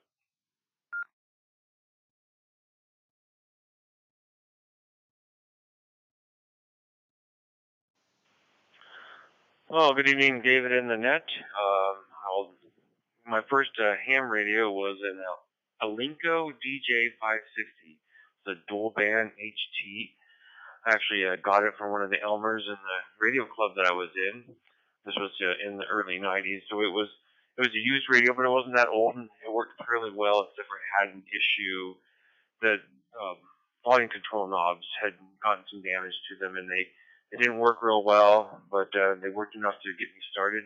And then I did trade up to some other radios. I worked for Radio Shack at the time, so I bought myself one of those 2-meter HTs from Radio Shack that served me very well for years. And I took this old Alinco apart in the attempt to start working on fixing the volume knobs. and it kind of stayed as a basket case for several years, and I'm not sure where it ended up. I lost all the pieces to it at some point. Back to the X-Control, K7LA.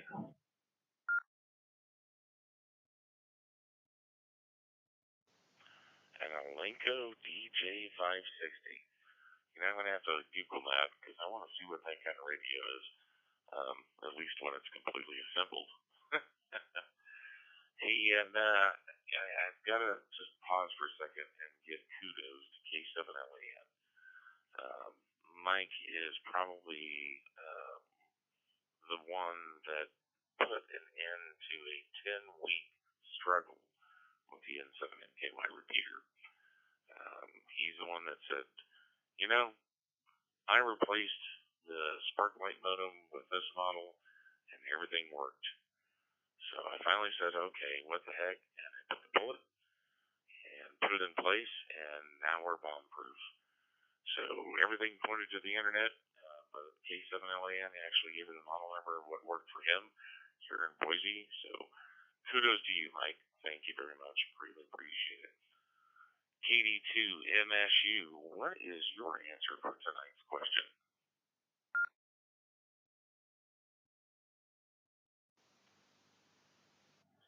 Well, my first radio was the Yaesu VX6, a handheld radio, which I got before it was even a ham, about a year before, so maybe 6 years ago. I really wanted to get the VX8, but it was a little expensive. I wasn't sure I was going to go all the way to become a ham, but VX8 would have been more practical. Now Joe has that one. Let's see, the first radio I bought after I became a ham was the Wouxun mobile radio, 2 meter, 70 centimeter, which I still have. Had crossband on it. Then I bought a radio for each band, a mobile radio for 6 meters, a Linko, 50 watt mobile, and a 50 watt jet stream for the 220 band, 220 megahertz. A whole bunch of handhelds, I can't even name them all. Got 2 of the Anytones, and what's the other brand? I forget. One of the earlier models of a DMR radio. And let's see what else. It's too many to name. And I have a scanner, a digital scanner too. That's by, I think it's a model with 1,000 in there somewhere, or 100 in the title. Bearcat something, SDR 100, whatever it is. So, of course, there's always a chance that we're going to go digital encrypted. You won't be able to make use of any of those things. Okay, this is Kilo Delta 2, Mike Sierra Uniform, back to their control.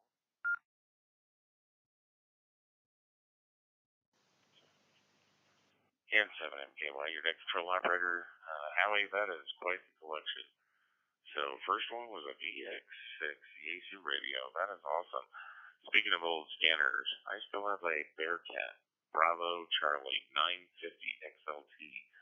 I have to send it off to my friend to replace the battery on the board because, well, I didn't know how to solder about a year ago, and I actually ripped the battery right off the board along with terminals. So I sent it off to a buddy of mine that's an electronics freak, and he was able to fix it for me and put a new battery on it. So now it holds memory and it works great. So, but yeah, once everything goes digital, I'll get NOAA weather radio station on really well and air traffic control. All right, before we continue with the question of the evening, I'm going to take a short pause and see if there's anybody who'd like to check in to the FusionNet. If so, please come with your call sign, name, location, temperature, and if you have traffic.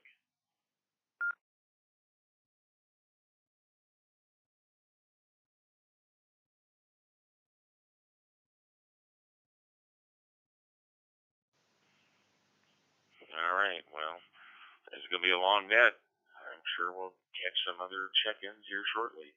But with that being said, and without further ado, we're going to turn it over to KD2LRX and his porcupine collection that he's got in his QRZ picture. And every Zoom call that we do, I am most definitely sure that the question of the evening is, do you still have it? That second part, I'm sure he does. But that being said, Jason, what was your first ham radio? And do you still have it?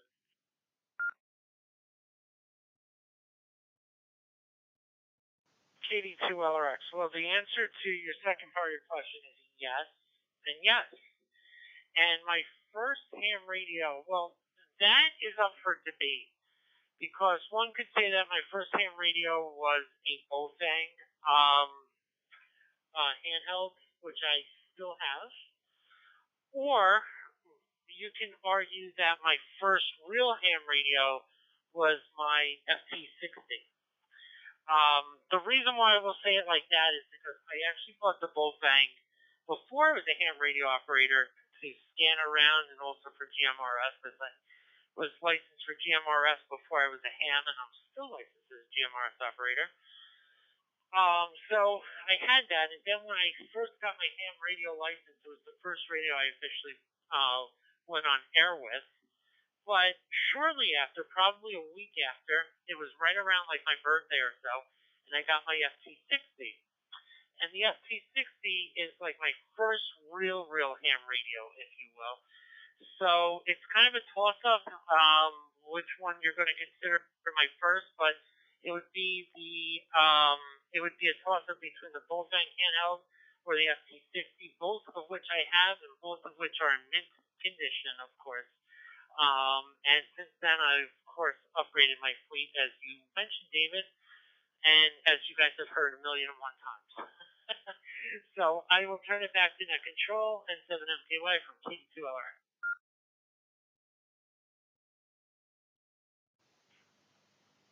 Well, that is definitely a toss-up, Balfang versus Yaesu FT60. But yeah, I kind of knew that you still have it. If anybody on the net has not gone to Jason's website on QRZ, you gotta go check that picture out. That is literally the ham radio porcupine of porcupines. And I'm trying to compete with him, but I don't think I'm going to get there. Was KK7AYJ, who's next up to answer the question, convinces me of buying more handhelds. So, that being said, Annette, KK7AYJ, what is your answer for tonight's question?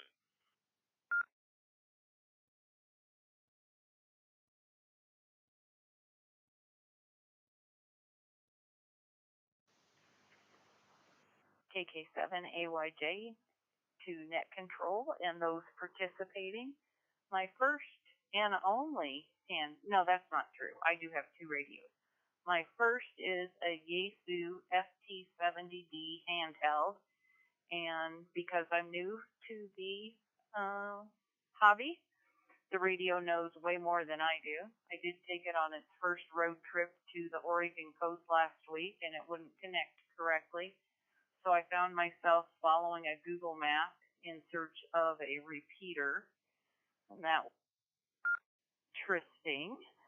But I have it, I use it, I should use it more, and I don't plan on switching it out for anything at this time.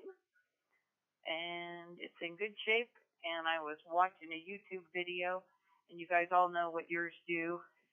And the thing that impresses me is it does more than me, but it is dust control. So I can take it into a dirty environment, and my radio will still work. Back to Net Control.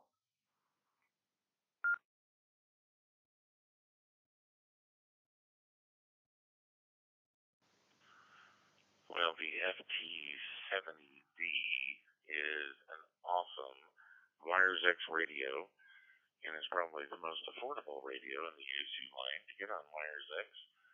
So, if you got somebody that's like, I want to get into Wires X, but I don't want to spend $1,000. Okay, great, spend $174. get a 70D. Fantastic radio.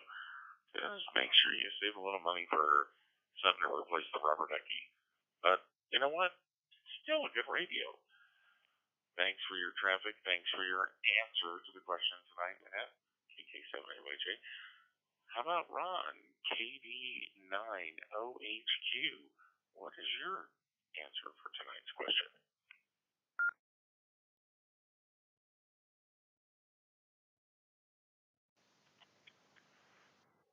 Well, N7MKY, KD9OHQ. My tenure in ham radio has only been a little over 2 years, so I did buy Ham Fest special from a friend of mine. Didn't really even know what I was buying. Turned out it was a DMR radio, and have never used it yet, but may eventually. And also bought a Baofeng for I think it was about $18 plus an upgraded rubber duck. And then got a real radio, FT70D, first Yaesu handheld. Several more Yaesus have come into the fold, and enjoy all of them. So no, I haven't gotten rid of anything at this point, and probably won't for quite a while. Anyway, KD9OHQ, back to net.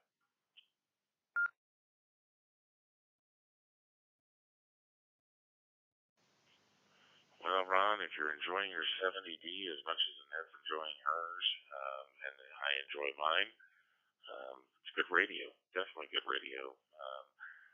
I'm curious, though. Send me an email. I'd love to know what your first DMR radio was. I didn't get into DMR before I got into Fusion. Fusion was my first bite. DMR was my second. Well, K2ECD was in and out, so we will not hear his answer to tonight's question. We'll give a quick pause just in case he did jump back on the net. So K2ECD will give you that brief pause to make sure you were in and out.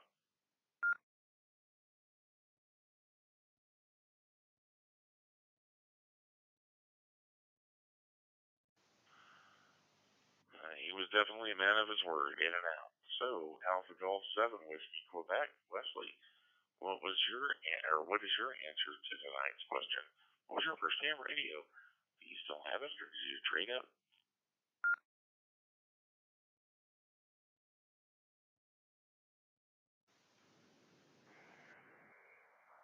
Well, like Jason, I got into this hobby by way of GMRS, although with a background in the fire service.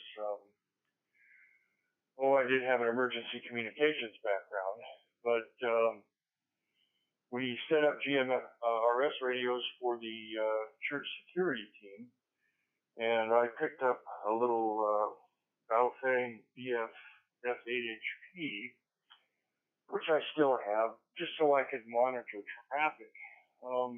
When I took my test and got my license, I've mentioned before on this net that there was a raffle the following week at the club that hosted the testing session. So I threw $2 into the raffle and went home with a Yaesu FTM 3207, their little 70 centimeter mobile rig, which was C4M enabled. So that got me into this whole Fusion thing, and it's been quite an experience. I'm actually connecting tonight with an FT3D, so at least for the time being, I'm still with Yaesu. But that's where I stand right now. So they're all right here on my desk, and they've been serving me well. I haven't done any legitimate stuff, or I don't. That's not true. I don't own an HF rig right now. I've played around with some at some of the local club meetings and whatnot, but still shopping around for HF. So other than that, I'll say back to net control, AG7WQ.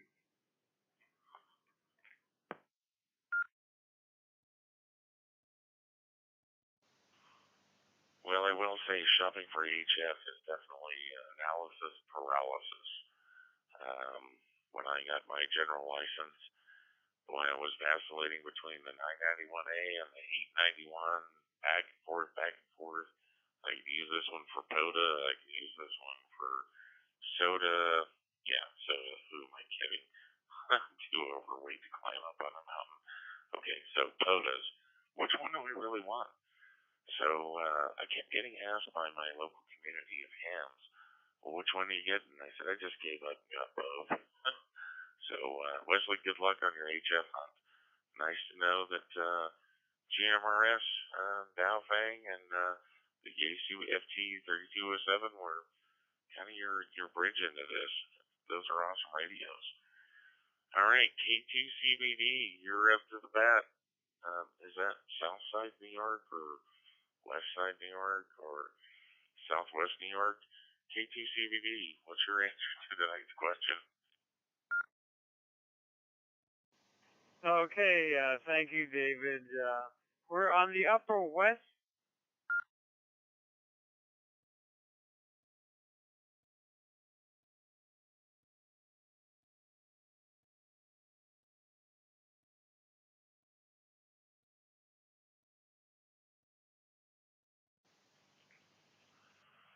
All right, did my humor blow his internet connection up? K2CBD, net control operator N7MKY. What is your answer to tonight's question? Are you having technical difficulties? Hi, David. Can you hear me now? I think I was just operator malfunction, not anything else. Hopefully getting through now. Anyway, what I was saying, we're on the Upper West Side of Manhattan, and we have to keep that right because my wife really is not a fan of the other boroughs. And even though I'm from Queens, we don't kind of admit that. But I got my license in about 20 years ago, and I was in a situation in Wisconsin where I didn't really have an opportunity to put up much of a shack. But I got myself an ICOM IC-T7H dual band handheld. I love this radio, and it's a radio that I still have, although the problem is getting batteries for it, and I just found a supply for it. But because of the buildings here in Manhattan, I really can't use it to get into repeaters, but I'm trying to repurpose it for my All-Star node, which I'm still learning how to use. So it's going to come back into the rotation for an entirely different purpose, and I hope to see that that's going to work out okay. Hope that got through okay. K2CBD, back to N7MKY.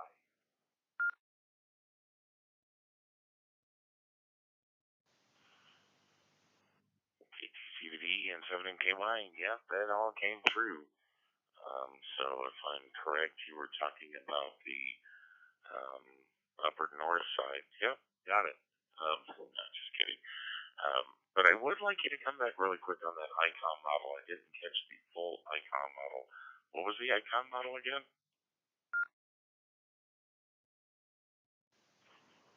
Okay, David, it's the ICOM India Charlie dash Tango 7 Hotel.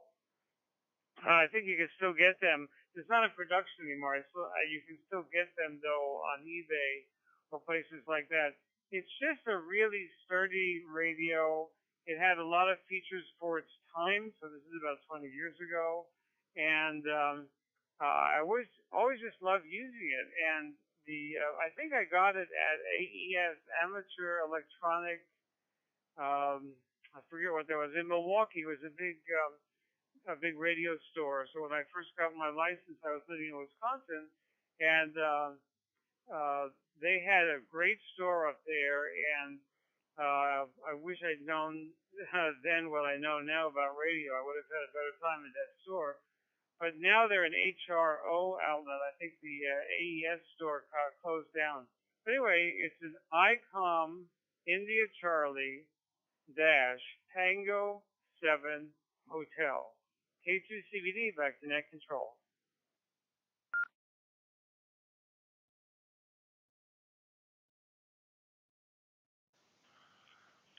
Well, Thank you, Chris. Definitely got it that time. Yeah, I can't wait to look the radio up. I'm not going to veer away from Yasu, but I'm starting to really like some of the icon stuff. I just wish they'd include the software. Burn it. KC4 Echo X-Ray Oscar, Wayne, South Carolina. What is your answer to tonight's question? Thank you, Dave. This is KC4EXO. And I do not know what happened to it, but my first radio was a Heathkit handheld that came assembled and ready to use. And this was back about 1987. It had a switch on the top, switch between 146 and 147, and then beside that, it had 3 thumb wheels for the last 3 digits. And I just do not remember if it had a switch for negative or positive offset or not, but it worked really well. I have no idea what happened to it. I just subscribed on the television here to your YouTube channel and bookmark how to get on FT8 with my go-to antenna. I bookmark both those in part 2 because I'm just about finished getting set up for FT8 with my 991A. And I want to thank you in advance for what I'm going to learn from watching your videos. Back to you, and quick shout out to and I look forward to this Bible study and wish everybody on the net the best. This is KC4EXO.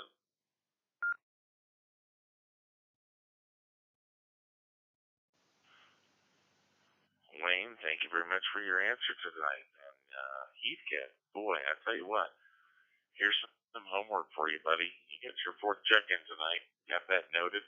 But I really want to know what that Heathkit model number was. So if you can find out, that would be awesome. Send me an email. I see your subscription to the YouTube channel, the FusionNet. I believe that is, well, I won't announce that. I'll just email you. But nonetheless, thank you for your subscription. And if you want any more FT8 tips with the 991A, please reach out to us. We're full of information. One of us will be able to answer your question. I know I will.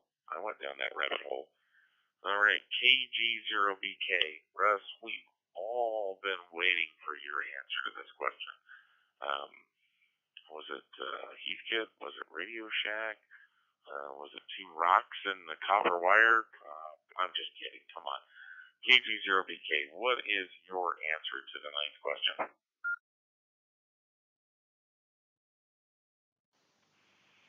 You thought you were kidding with 2 rocks and a copper wire. You really weren't too far off. I mean, that's almost funny. The name of the article, and I believe it was in 73 magazine, was called 3 Bands with 1 Rock. Now, of course, the rock was the crystal, but you could do 3 bands with it because it had an IC chip in that would double the frequencies. So anyway, being poor, well, growing up in, having to use my own money plus this, didn't have a lot of money, but I had a lot of junk stuff. I was given junk stuff since I was probably in 5th grade. Radios and stuff. Some of them I fixed, and some of them wish I had. There was a 6-foot or 5-foot radio. Anyway, I digress a little bit here. But so I didn't have any money, but I had a whole bunch of junk parts. So I got looking at this article from, and I believe it was 73 magazine, 3 bands with 1 rock. And I'm going, okay, well, I don't have the IC chip to convert them down, but I do have crystal for about 40 meters. And let's try that. So I started building that, and then realized as I started building it, I didn't have a ham license. So, whoops, probably better go get a ham license. So I did, and luckily I got the ham license before I got the radio built. But it was all built out of just junk things in the box, and it put out about 1.2 watts, CW only. And I made a contact, but well, only knowing 5 to 7 words a minute was a little tough, and it probably wouldn't have been verified. But did make contact, and then in, I think it was CQ magazine, about 2 months later, they had a 40-watt app that took a 1-watt input. And I go, let's build that. And again, how a junk box parts. And so we ended up building that. And let me let this drop.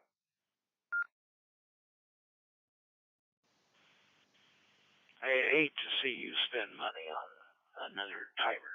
I know you wouldn't do that anyway. We're going to have to get you a 30-minute timer, though, for when you're not controlled, so you don't get called for it. I'm kidding. So anyway, so we built the 40-watt amp and matched it up, and by golly, I got 42 watts out of it. My old Radio Shack Micronta, whatever they called it, meter, and put that thing on the air, and contact after contact after contact, and I'm going, whoa,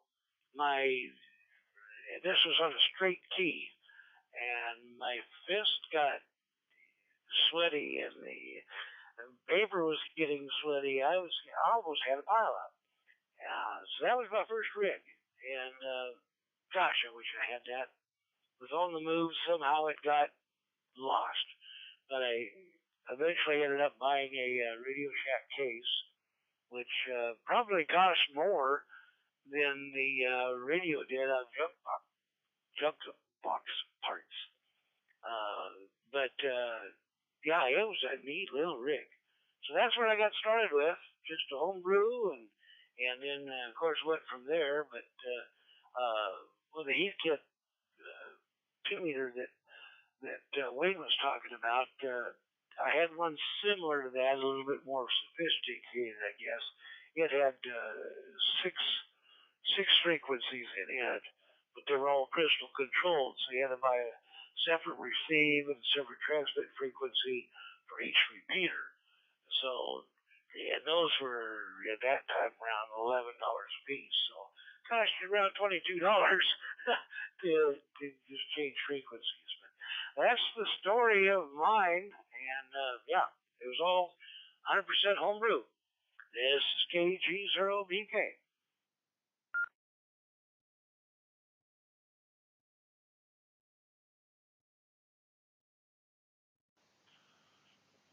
KG0BK and 7MKY. You know, I guess I was throwing a rock out in the lake to see if I could get something, and what I got back was 2 rocks and a copper wire. Too funny. I guess we're on the same wavelength. All right. Well, we do have a great question of the evening, and I do want to hear Rob's answer to the question.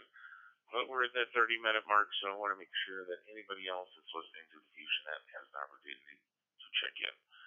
So that being said, are there any folks, ladies and gentlemen, that would like to check into the FusionNet tonight?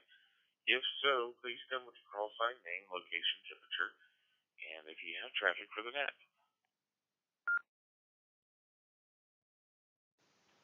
Good evening, Dave. Good evening. This is KF6WTC, Portland, Oregon. Michael, temperature is 50 degrees. Cloudy skies, kind of partly at the moment. Getting on to the net a little bit late tonight, but we are here. KF6BTC.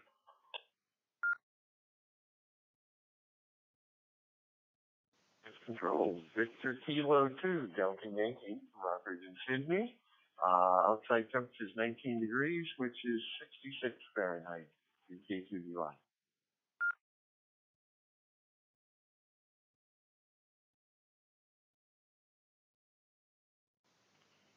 All right. Net control recognizes Kilo Foxtrot 6 Whiskey Tango Charlie, Michael in Oregon with 50 degrees.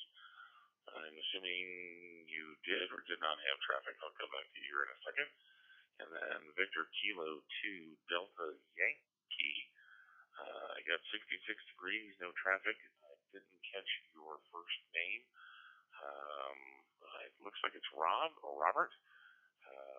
If that's correct, I want to make sure that neither one of you have traffic. So we'll go to Mike first in Oregon, Kilo Foxtrot 6 Whiskey Tango Charlie.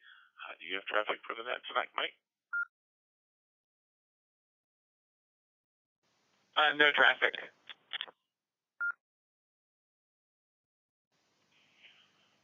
Alrighty, thank you. How about Victor Kilo 2 Delta Yankee? Rob, do you have traffic for the net tonight?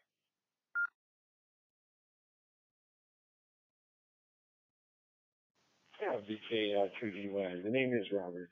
I'm ringing around for the question. Yeah, VK2GY.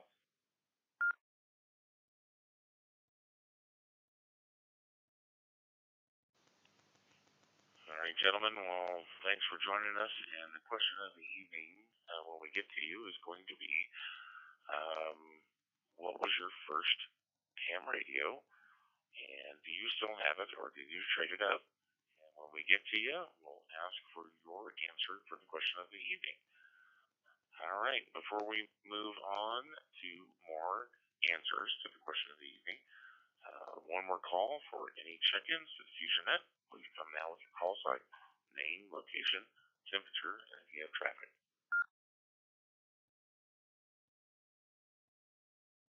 Contact.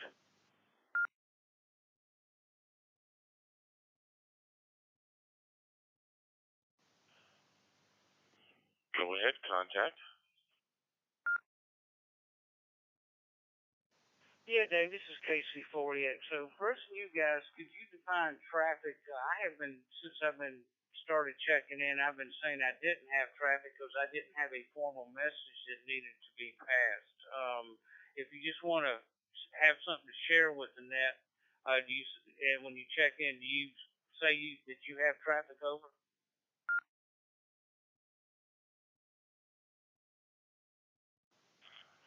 Wayne, absolutely.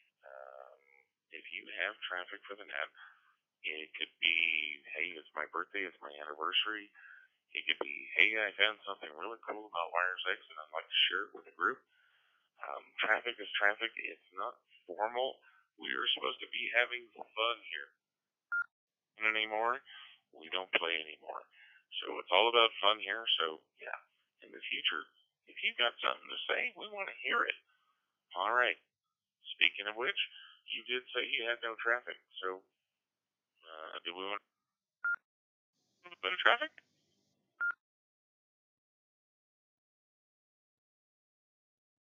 No, I was just curious for the future. This is KC4EXO, and thanks for the update there, Dave. Enjoying the net.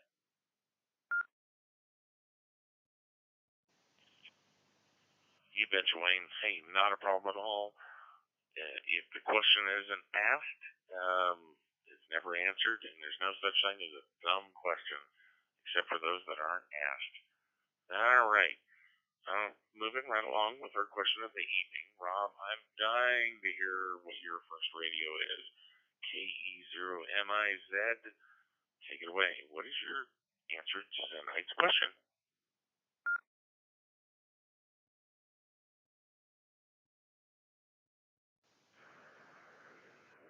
This is K0MIZ, and my first ham radio was a Baofeng UV5RV that I bought in 2016 while I was listening and studying for my license, which I did get in 17. Anyway, I don't have it anymore. I gave it to my son while he was studying. He's since passed and got his license. And I got another Baofeng, a Trivander, a 70 centimeter, 2 meter, and 220. Then I got a Mobile 220, TYT 9000D. And after that, I got a FTM 400 XDR, which I love. Then an FT70D, which I'm using now into my hotspot. And the next radio that I'm getting is a Yaesu 991A, which will be here tomorrow. I'm so excited. But I have to build an antenna now, and that's even going to be more fun. So that's all I got. Back to you. K0MIZ.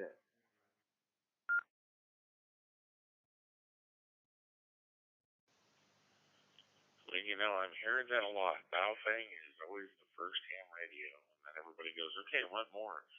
And by the way, long live 220. Keep that band open so they don't take it away from us. It's a very clean band, very low noise floor, very popular in Boise, Idaho. So by all means, keep using it. And I tell you what, you get your 991A, do me a favor. When you connect to the Wires X repeater anywhere in your area, do not hit disconnect. That drops the room. Just hit the back button. And if you don't know what I'm talking about, go to n7mky.com and watch the YouTube video. You'll understand. Great answers. Thanks, Rob. Greatly appreciate your participation. K04 Charlie Whiskey Foxtrot. What was your first ham radio? And do you still have it, or did you trade it up? Oh, wait a minute. Comment?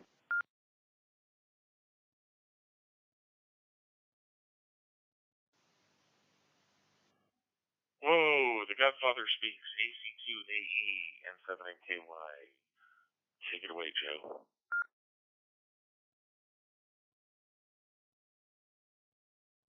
There is a general misconception about using the Wires X.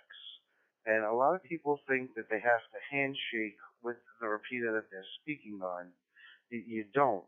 If you just go to a repeater that is already Wires X enabled and is hosting a room, all you have to do is just be on that frequency in C4FM. And you can talk your heart's desire. You don't have to disconnect, you don't have to connect, you don't have to do anything at all except to just tune your radio to that frequency. Now, if you want to change the room, then you would do what they call is make a handshake by pressing the DX button, and then you would have access to or availability to change the room. But if you're not looking to change the room and you just hear something going on, or you just want to make a general call, all you have to do is just be on that frequency. No additional task is required at that moment. So when you want to leave, all you got to do is just either change the frequency or shut your radio off. You don't have to hit a back button because you don't need to hit that DX button to begin with. So a lot of people think that you have to handshake with the repeater that you're trying to attach to or talk through, but it is definitely not needed for sure.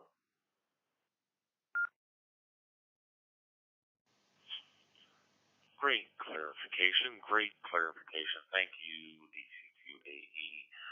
But if you are handshaking and just hitting the X button on the 991A, be courteous to the repeater owner and don't drop his room by hitting the disconnect button.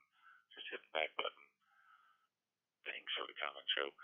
Alrighty. Well, how about it? K04 Charlie Whiskey Foxtrot.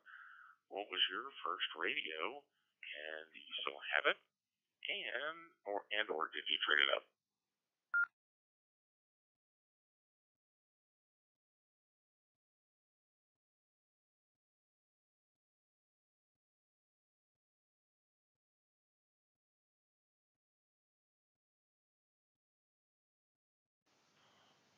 Kilo Oscar 4 Charlie Whiskey Foxtrot.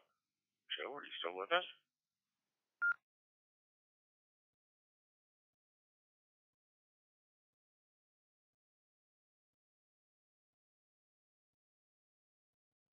All right, moving right along. Kilo Alpha 8 Echo Oscar Alpha. Mike, what was your first ham radio? And do you still have it, or did you trade it up?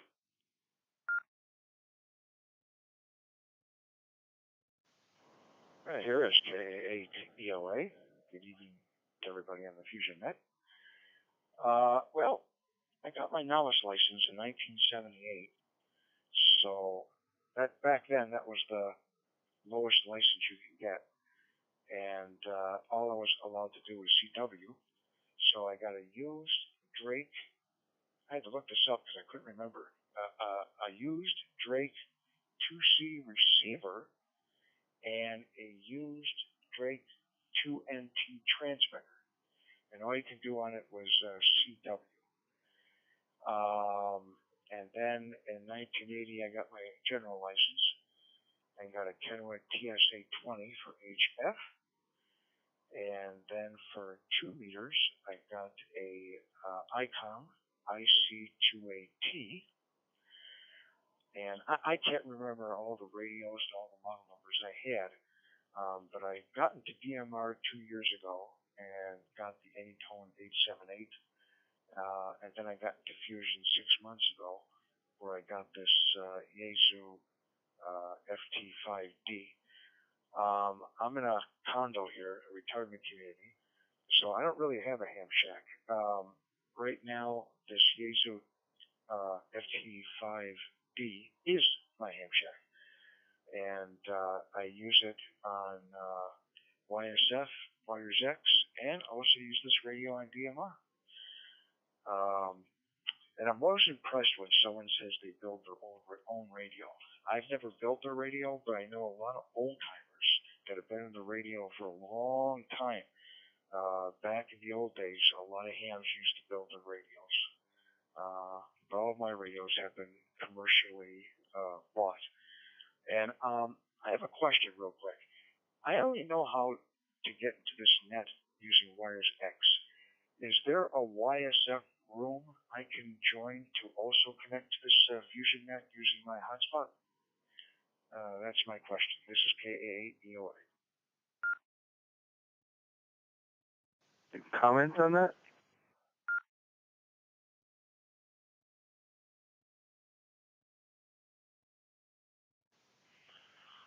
Mike, thank you very much for your answer this evening. And yes, there are multiple ways of connecting to the FusionNet, which is found on our website, thefusionnet.org. But our godfather and co-founder, EC2AE, has got a comment. I'm sure he will give you specific instructions on that. So EC2AE, take it away.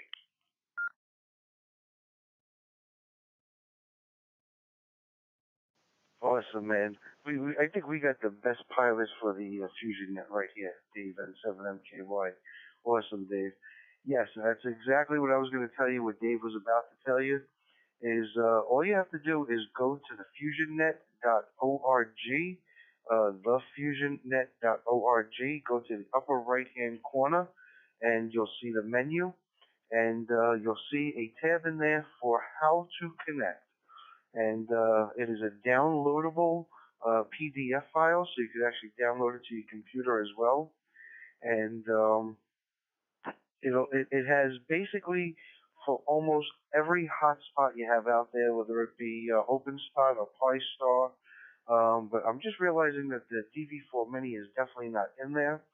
But it will give you detailed instructions on how to connect, whether you're trying to get in through YSF or DMR or D-Star, and whether you're trying to get in through the QuadNet or if you're trying to get in through TGIF. But our TGIF link is temporarily down. I shouldn't say it's down. It's up and it's down. It's on the TGIF link side, so we have no control over it. So I don't really suggest going through the TGIF. But you could go through the QuadNet. You would go through the XLX network and use DMR, D-Star, or YSF. And it pretty much gives you very detailed instructions.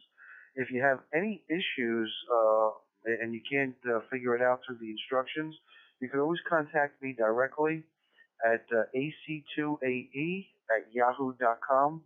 Once again, that's my call sign, ac2ae@yahoo.com. I'll say phonetically, Alpha Charlie 2, Alpha Echo, or better otherwise known as Always Chasing 2 American Eagles at yahoo.com.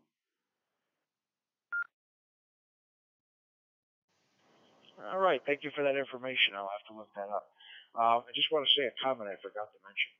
I no longer have that radio. I don't have any of my old radios. Got rid of them all. I also listen to HF, by the way. I don't know if anybody out there is familiar with this, but you don't need an antenna or a radio to listen to HF. There's a website called WebSDR, and there's hands that hook up their radios to the internet, and more than one person can use the radio at once. 20 people can be using the radio, and they will not interfere with you. When you connect, it's like your own radio, and it's just like having your radio in the house. And you can do it on your phone or do it on your computer, and you can listen to HF just like you have an antenna on your house and you have a radio. So that's how I listen to HF. All right, I am done. This is KAABOA.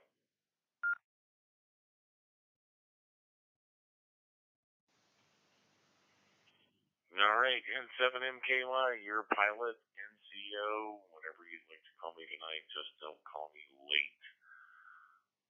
Quick announcement. You know, we are number 11 in the most active nodes on the Yaesu system Fusion. Number 11. So, yeah, American Wings got 113. Maybe we'll get there to tonight's question. Always a pleasure hearing from you, and great audio from your mic.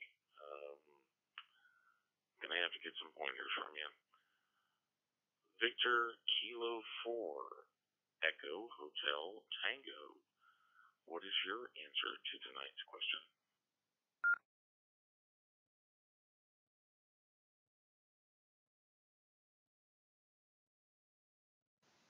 And Net Control, this is VK for Echo Hotel Tango, although topical, I'd like to call it the Event Horizon Telescope, which has been in the news lately. But anyway, my answer to the question, and my first radio was a 2-meter handheld radio called a KP202 made by Kim Products, although I think the case was sold under a few other different brands and things like that, but it had a pair of crystals for each channel, so it had a 6-way switch selecting pairs of channels, so it came with 2 simplex channels and 4 repeaters. No tones or anything like that, and it ran on, had room for 10 small torch batteries, the AA size torch batteries, and it had 2 blank metal replacements for this. If you had using dry cells, you'd put in these 2 blanks. So you use 8 dry cells and 2 metal blanks. Or if you're using NiCad batteries, you'd fill the whole 10 up with the NiCad batteries to get 12 volts there. So that was my first. I had the equivalent of a technician licensee, so VHF was it. And if Summits of the Air would have been a thing, I would have been right into it, because I took it as a backpack into many places there. Anyway, that's my story. So back to Net Control. This is VK for Echo Hotel Tango.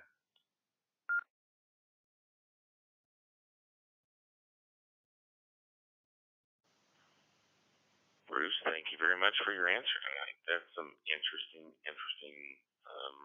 radio components. KG0BK, I think both of you two both had the same rocks and the same copper wire. But you know what? There's a lot of history in how this is all developed. I think all of us new hands that are 2 years or younger are really spoiled with today's technology. I mean, back in the day, you really had to do the Heath kit kind of thing and put stuff together and get crystals to work. Kind of like a Star Trek thing. The lithium crystals. Thanks for your answer, Bruce. I know we've got 2 more people that probably have answers to tonight's question, but I am about 30 seconds away from being at the 30-minute mark, so I'd like to take this opportunity to see if we have any check-ins for the FusionNet. If there are some check-ins, please come now with your call sign, name, location, temperature, and if you have traffic for the net.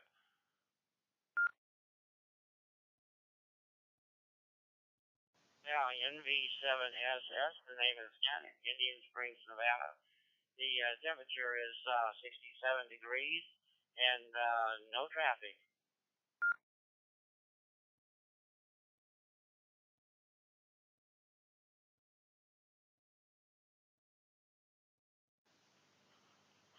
right, I got November, Victor 7, Sierra Sierra, 67 degrees and no traffic.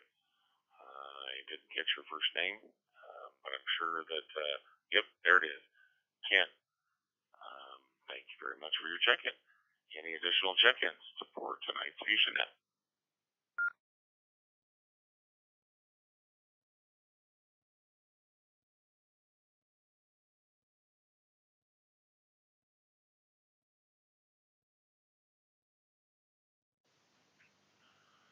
All right, Ken, thanks for joining us. Just so that you know, the question of the evening is, what was your first ham radio, and do you still own it, or did you trade it up? But we're going to circle back to Kilo Foxtrot 6, Whiskey Tango Charlie, Mike in Oregon, for his answer. So stand by, Ken. We'll be to you here in about 2 more people. So Mike in Oregon, take it away. What is your answer for tonight's question?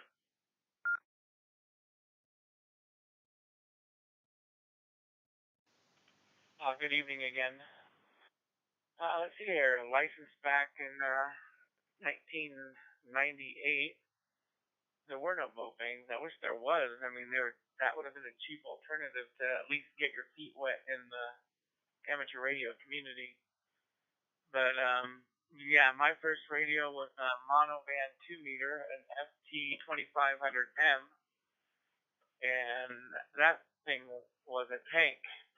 And it was before Vertex Standard purchased him, and it was still owned by Yason. And that was a nice little radio.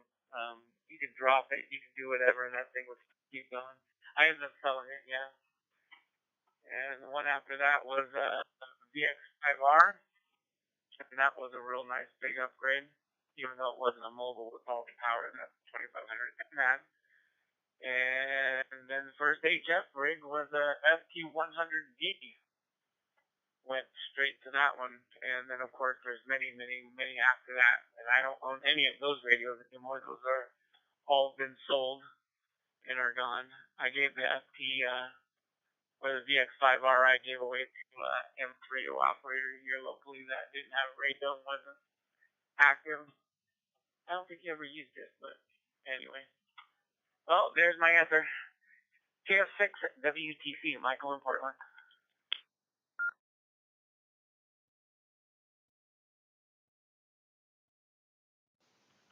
1998. That's when the bug hit me, Michael.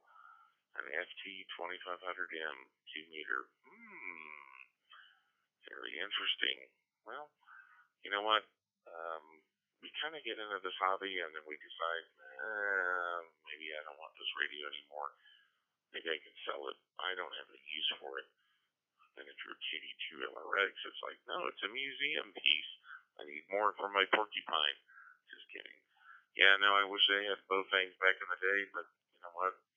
It is what it is, and the Bofangs are really nice to have because they're disposable in a kind of sort of way. Great answers, Mike. Thank you. Looking forward to more people joining us from Oregon. Maybe we stay on the air longer. We'll be able to get more check-ins. How about Victor Kilo 2 Delta? Oh my law. Am I going to get this right? Yankee? Robert, what is your answer for tonight's question?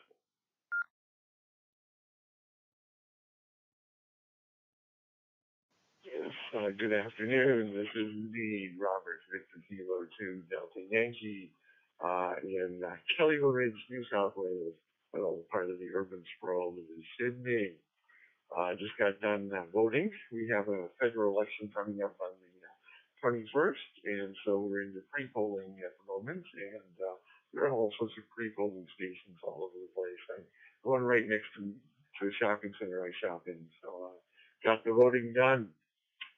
Other than that, my first ham radio was a Heathkit HW101 that I built with my father as a sort of bonding exercise with him, I think. But anyway, it was a fun time. He was teaching me all about electronics and everything else, and that was my first ham radio. Was that old HW101. and I still have it. Unfortunately, it's 110 volts, which means I need a transformer to bring it up. So I don't have a transformer at this point to use it. It hasn't been brought up in a long time, and I think probably the valves are probably gone at this point. I don't think I don't think it's a usable thing, but it's a nice decoration of my ham shack at this point. Thank you very much for taking my check-in. Appreciate Judy Y. Back to that.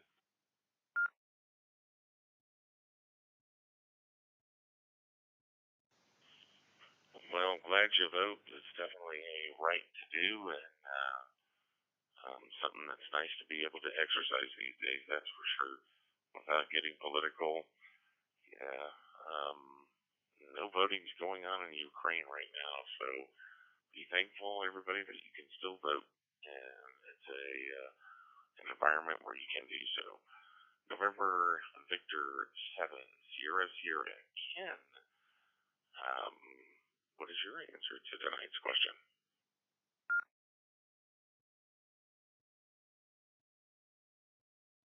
Oh, hey there, Dave. This would be 7FS. By the way, Dave, this is my 7th consecutive check-in. So 3 more and I'll be one of you guys there. Yeah, that sounds pretty good. But anyway, my answer for tonight's question is back in 1974, I was a novice, and my first radios were a Heathkit Comanche NG1 and a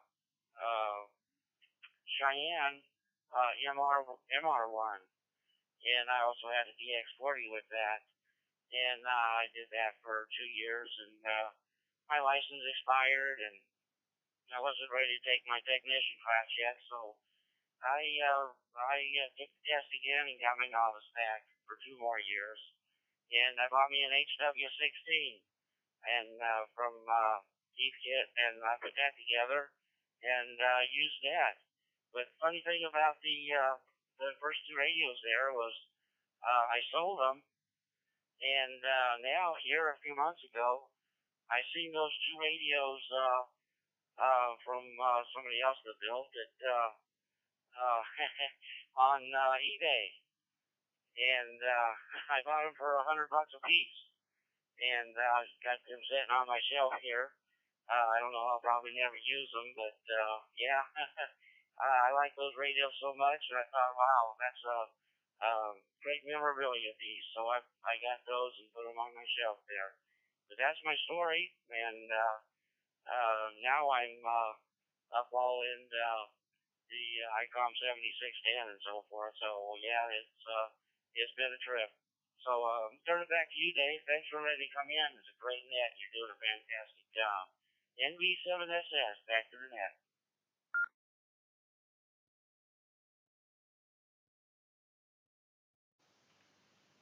Well, thank you, Ken. Greatly appreciate the compliments. I strive and aim to please, although my logging skills are a little bit lacking other than paper, which is chicken scratch. But I rest assured, once I get a headset or a wireless Bluetooth, something that will free up my hands, rest assured I'll be able to fly this plane without a co-pilot, without a communications director.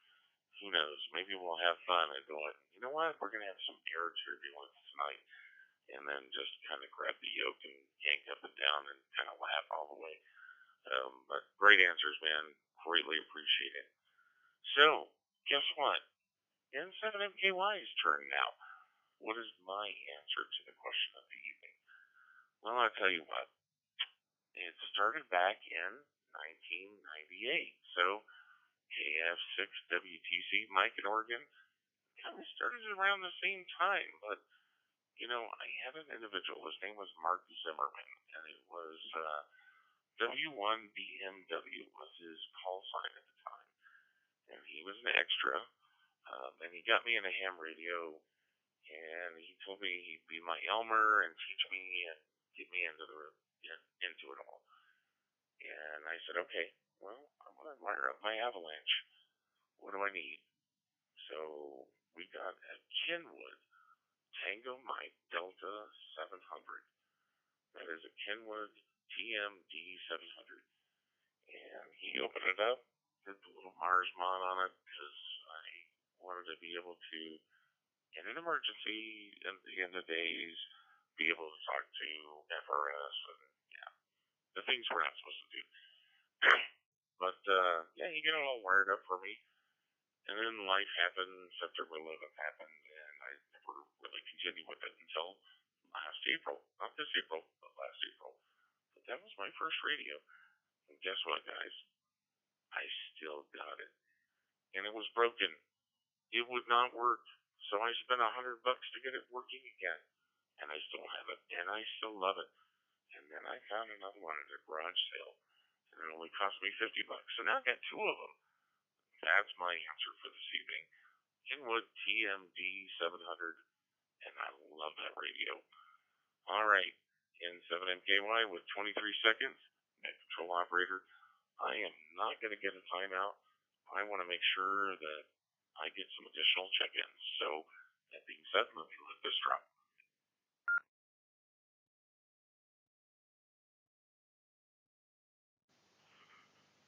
All right. Even though it's not the 30-minute mark, it's only been about 15 minutes. Let's see if we have any additional check-ins from FusionNet. N7MKY, your net control operator.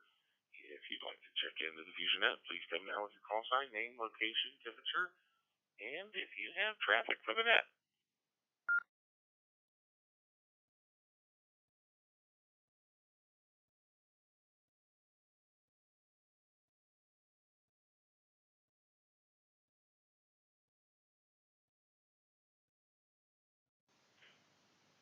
Ooh, boy. Dead air. KD2LRX, what are you going to do with me? I don't like dead air. Well, I'll tell you what.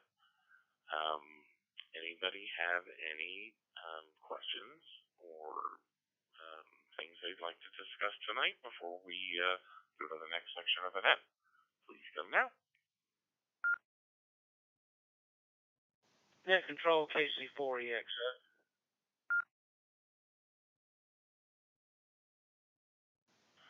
KC4EXO, Wayne, by all means, take it away. Yeah, Dave, that radio, that Heathkit handheld that I had was called an HWS-2. They made a more expensive one called an HWS-2-XL. But I had a newborn and a toddler at home, and that was just out of my price range.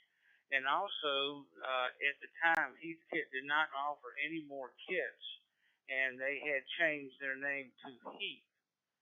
And it was basically a mail order catalog company, and the radio was made in Japan. But it was an HWS-2, and there's a picture of it on the RigPix database. And thank you for a great net tonight. You did a fine job.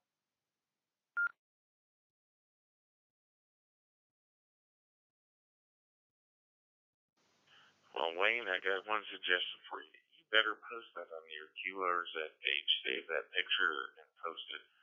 And when you download the picture, send it to fusion at fusionnet.org. I'd love to see a picture of that. Yeah, HWS-2, Hotel Whiskey Sierra-2. Fantastic. I need you to do your homework. And it's your fourth check-in. Guess what? Next week you're 5. You're halfway there. You're a member. And it's going to be free. All right. Well, thank you very much, Wayne. Anybody else have any questions or topics they'd like to discuss tonight?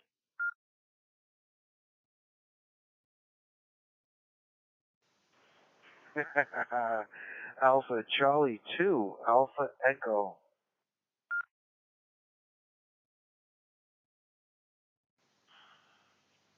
Well, as much as I would like to go 10-9, 10-9, Alpha Charlie 2, Alpha Echo, N7MKY. I will step off my soapbox and CO box and, yes, sir, what would you like to discuss tonight?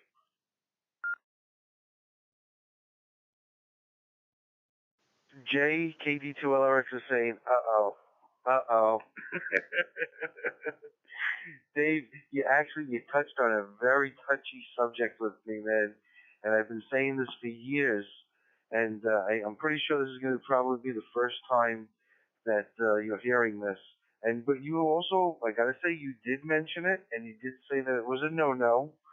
But the Mars slash cap modifications on radios, man, that is a big no-no for me, man.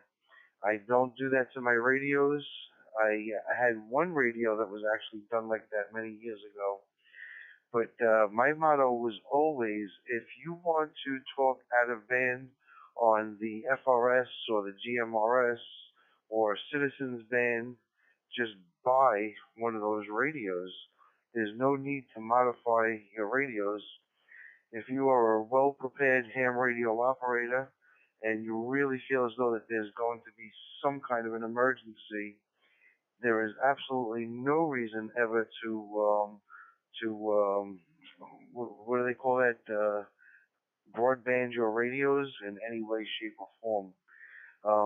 It's as you all know, it's very illegal to do that.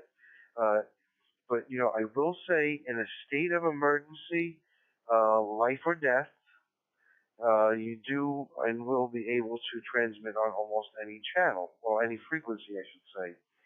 But other than that, there is absolutely no need that a ham radio operator, even in a state of emergency or in a, let's say, some kind of like natural disaster, there's never a reason to transmit out of band. Alpha Charlie 2 Alpha Echo.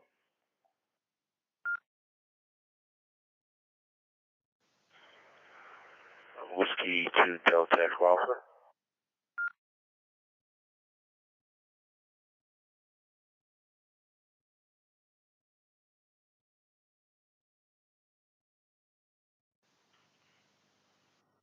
All right, Whiskey to Delta Echo Alpha. Go ahead.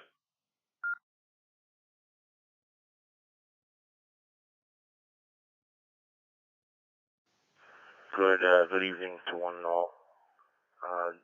Just want to jump in and thank you, good buddy of mine, AC280, for all he did today for me. I really appreciate it. My wife cried when she saw that beautiful work. Thank you again, Joe. AC280 W2DA. Thank you again, brother.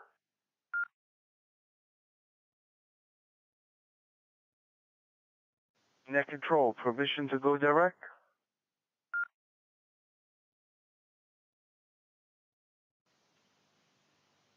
In 7MKY to AC2AE.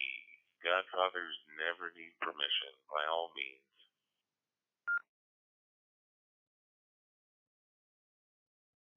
Thank you, sir. Thank you. Ray, W2DEA, man, listen, it was my pleasure, brother. And listen, we are here for you as a family, Louise and myself. And as for the FusionNet team, I think I speak for us all.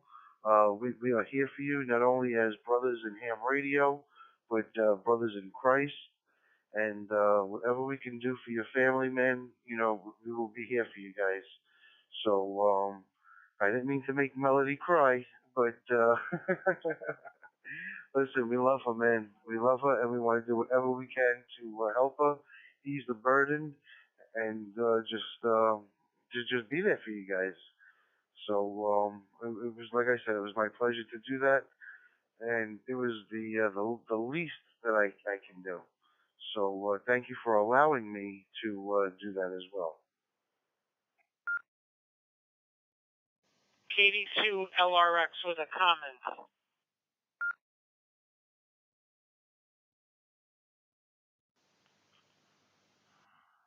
Second Godfather of the net. Please go ahead with your comment.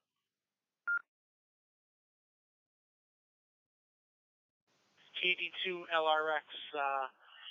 Ray, Melody, I just need to let you know that we pray for you guys every single night. Since the day, the moment that I heard from Ray that you were sick, I prayed, and those prayers have not stopped. And you guys are in my thoughts each and every day.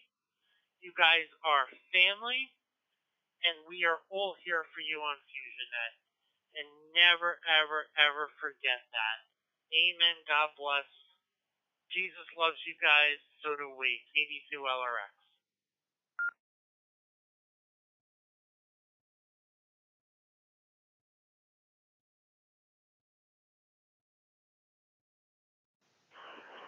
Again, guys, I really appreciate what you guys did for me tonight. We're posting it on the web.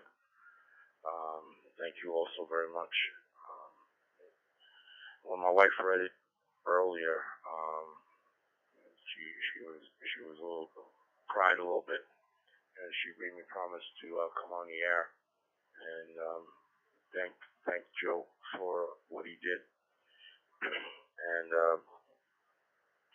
I would have been on earlier, but I had a slight emergency tonight where I was actually called into the auxiliary police unit that I'm a member of because there was a situation going on that I can't really go into detail, but I had to go in, and luckily my daughter was home to take care of my wife in my absence. So I scurried over there as quickly as possible to do what I had to do, and got done as quick as possible to get back home. And I'm just thankful that I didn't miss you guys tonight. So again, from the bottom of my heart, Joe, everybody on the net, thank you, thank you.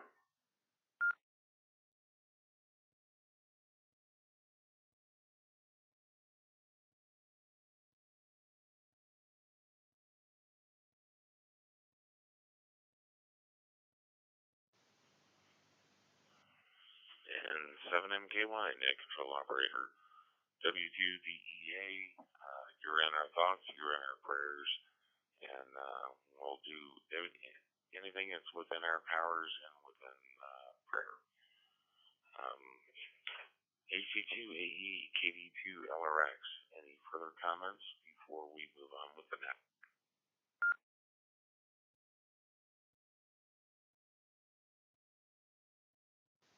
No, I'm good, brother. I'm good. Just glad to hear Ray out there, and glad to know that Melanie is out there as well. Matter of fact, Ray, give us Melody's call sign, and we'll get her on the net logger tonight.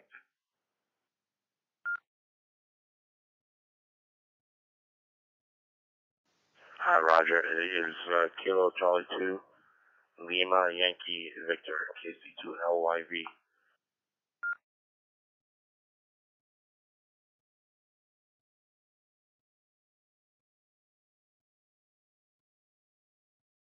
Awesome. We got her in there, man. Got her in there. She's number 25.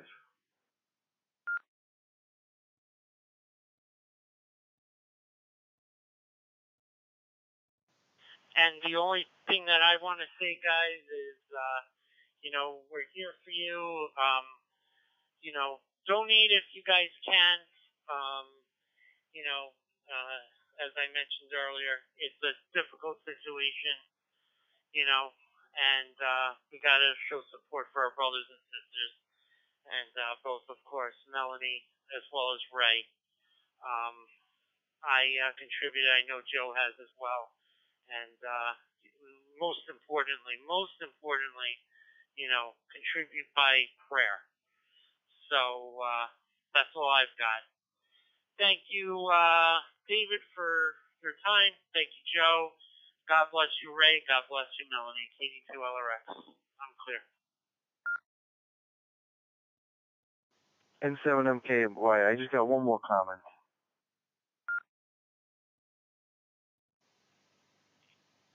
I knew you would, my friend. Go ahead.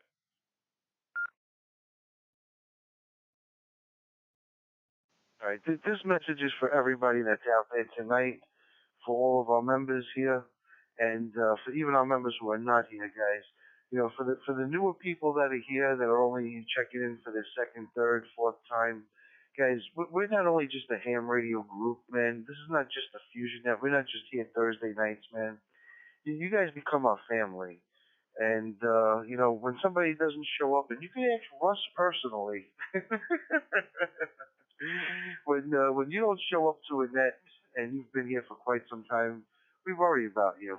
Like N8HUB, he was gone for a week or two, and we were very upset with him that he didn't let us know what was going on. Russ disappeared for a couple of weeks. We actually put his picture on a milk carton and put a Where's Waldo out there. About a year ago, what was it? It was Michael out in what was it, Oregon, I think it was. Yeah, Mike, I know you're on the East Coast, but when he wasn't showing up for a while, we tried to contact him through emails and stuff like that. So you guys are more than just check-ins to us, man. You guys are literally family. So we would do this for anybody, and we're out there to help anybody in any way that we can. We extend the hands. Not many of us have a lot of money, but if we can put our time into it and just help out in any other way, this is what we're here for, man. So just want to let everybody know that, guys. You guys are not just check-ins to us. You're not just FusionNet members. You guys and you girls, you guys become family. And I just want to let everybody know that, man. Alpha Charlie 2, Alpha Echo. And, they don't call me the Godfather for no reason, because I'll make you an offer you can't refuse.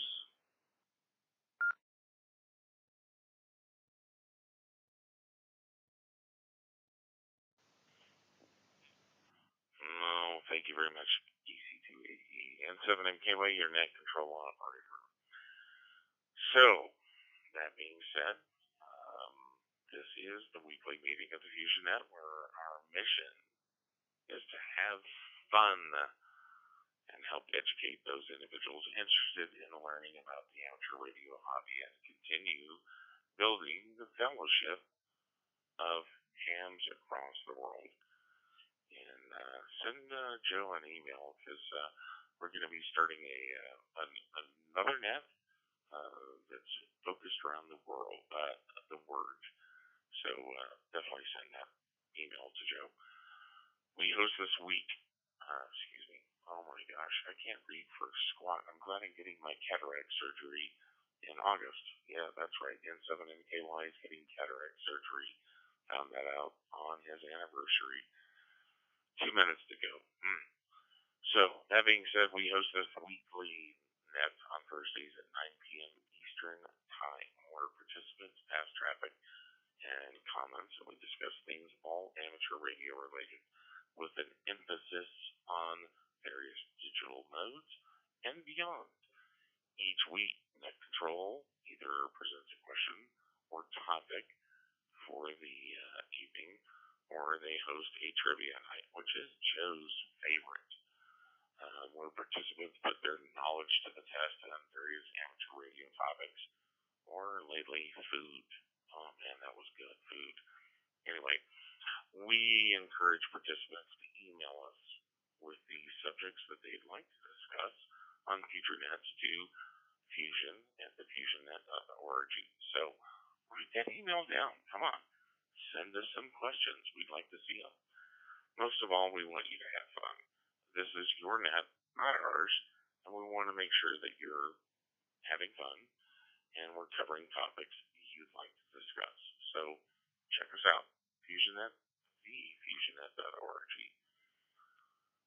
Let me let this drop, because I got like 42 seconds.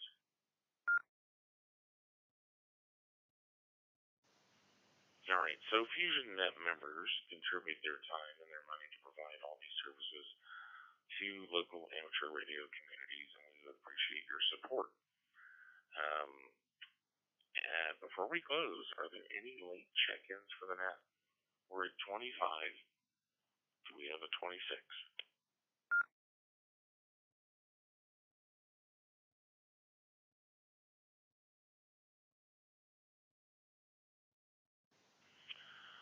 All right, I'm going to have to take that big breath. I can't remember the actor's name right now. It's escaping me.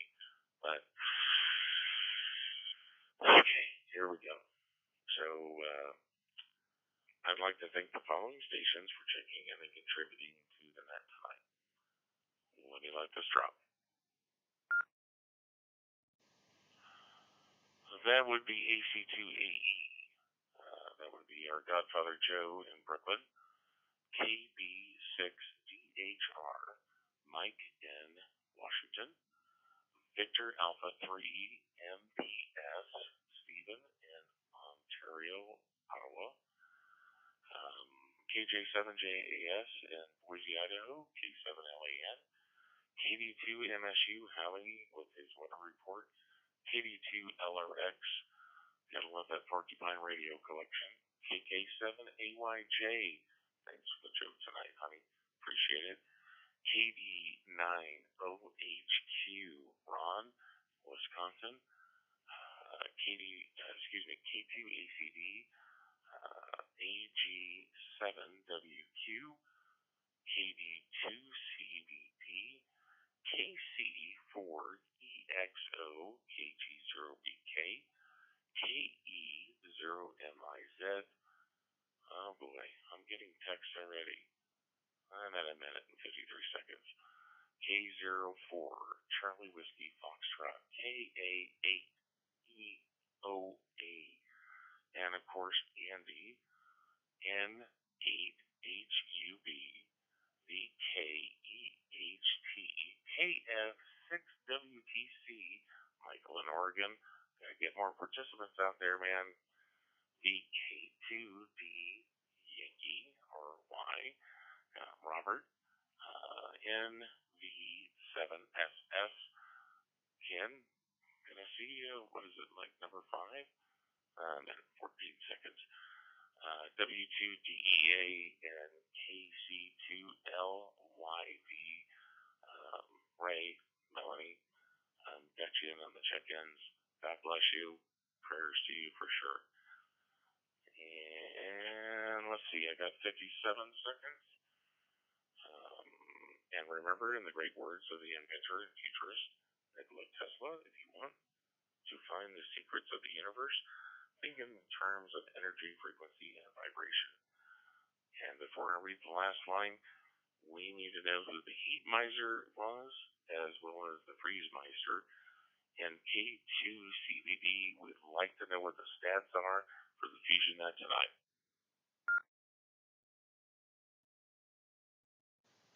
Okay, Dave. First of all, blessings to Ray and Melanie. Yeah, it's a tough time, and we're all praying for you. So here are the stats for tonight. I also texted them to you, so you don't have to worry about writing them all down. We had 5 time zones, 12 U.S. states, 1 Canadian province, 2 Australian states, 3 countries, 2 continents, 17 cities, 25 check-ins, and here's the drum roll, 0 NCO timeouts. Blessings to you all. K2CVD, back to net control.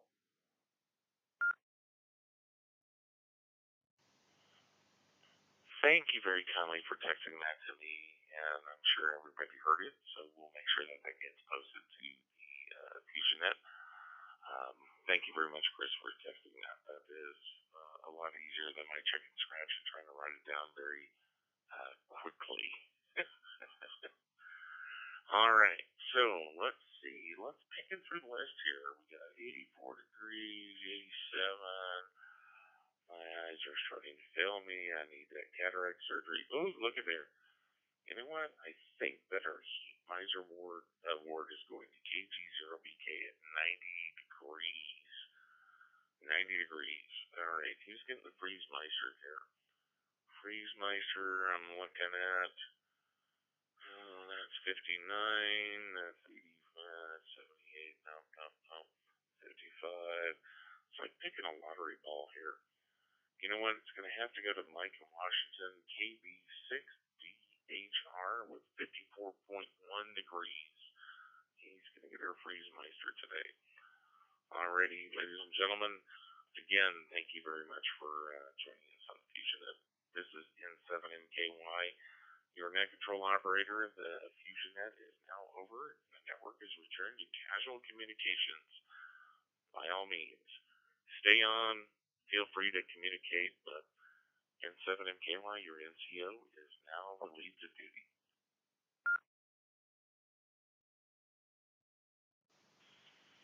Hey, David, check out, you do line 21, KF8C in Oregon. I showing 50 degrees, which might be the Cool Miser Award. Just gas my 2 cents. KG0VK.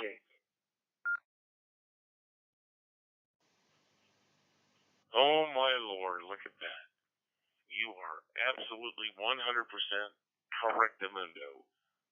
Mike in Portland, Oregon, 50 degrees. Kilo Foxtrot 6 Whiskey Tango Charlie Freeze Miser Award. Thanks for the correction, Russ.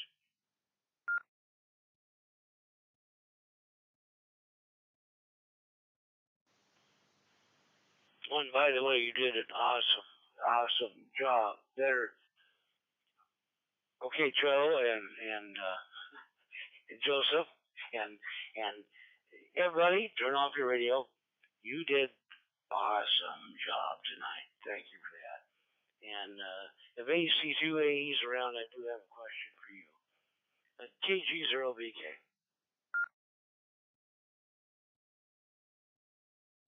Russ, I'm always around for you, brother. Always around from you.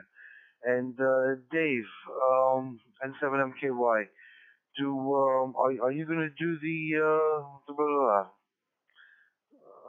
Okay, that was easy for me to say. The check-ins. Are you gonna update the website, or do you need me to do it?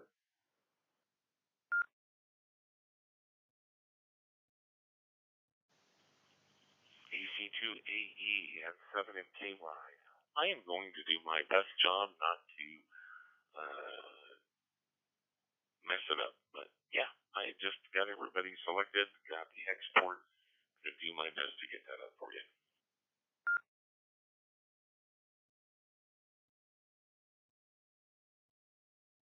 All right, awesome, man, awesome. All right, and remember, if you need any help, I'm here.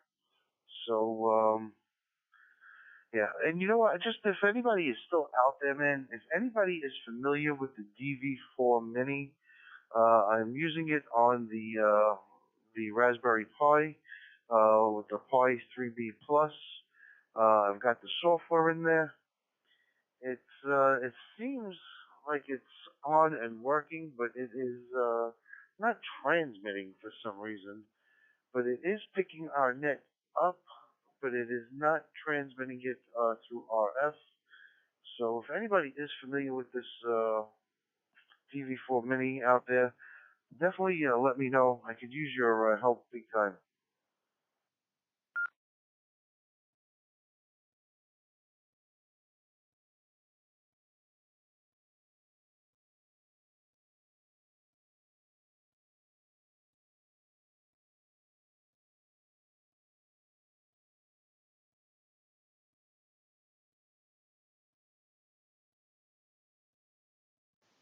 KD2WOT.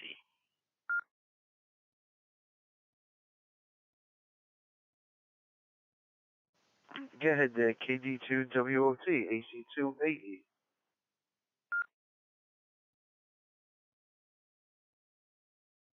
Yeah, good evening. I was just tuning up the band, and I happened to see a signal there, so I figured I'd just stop and say hello.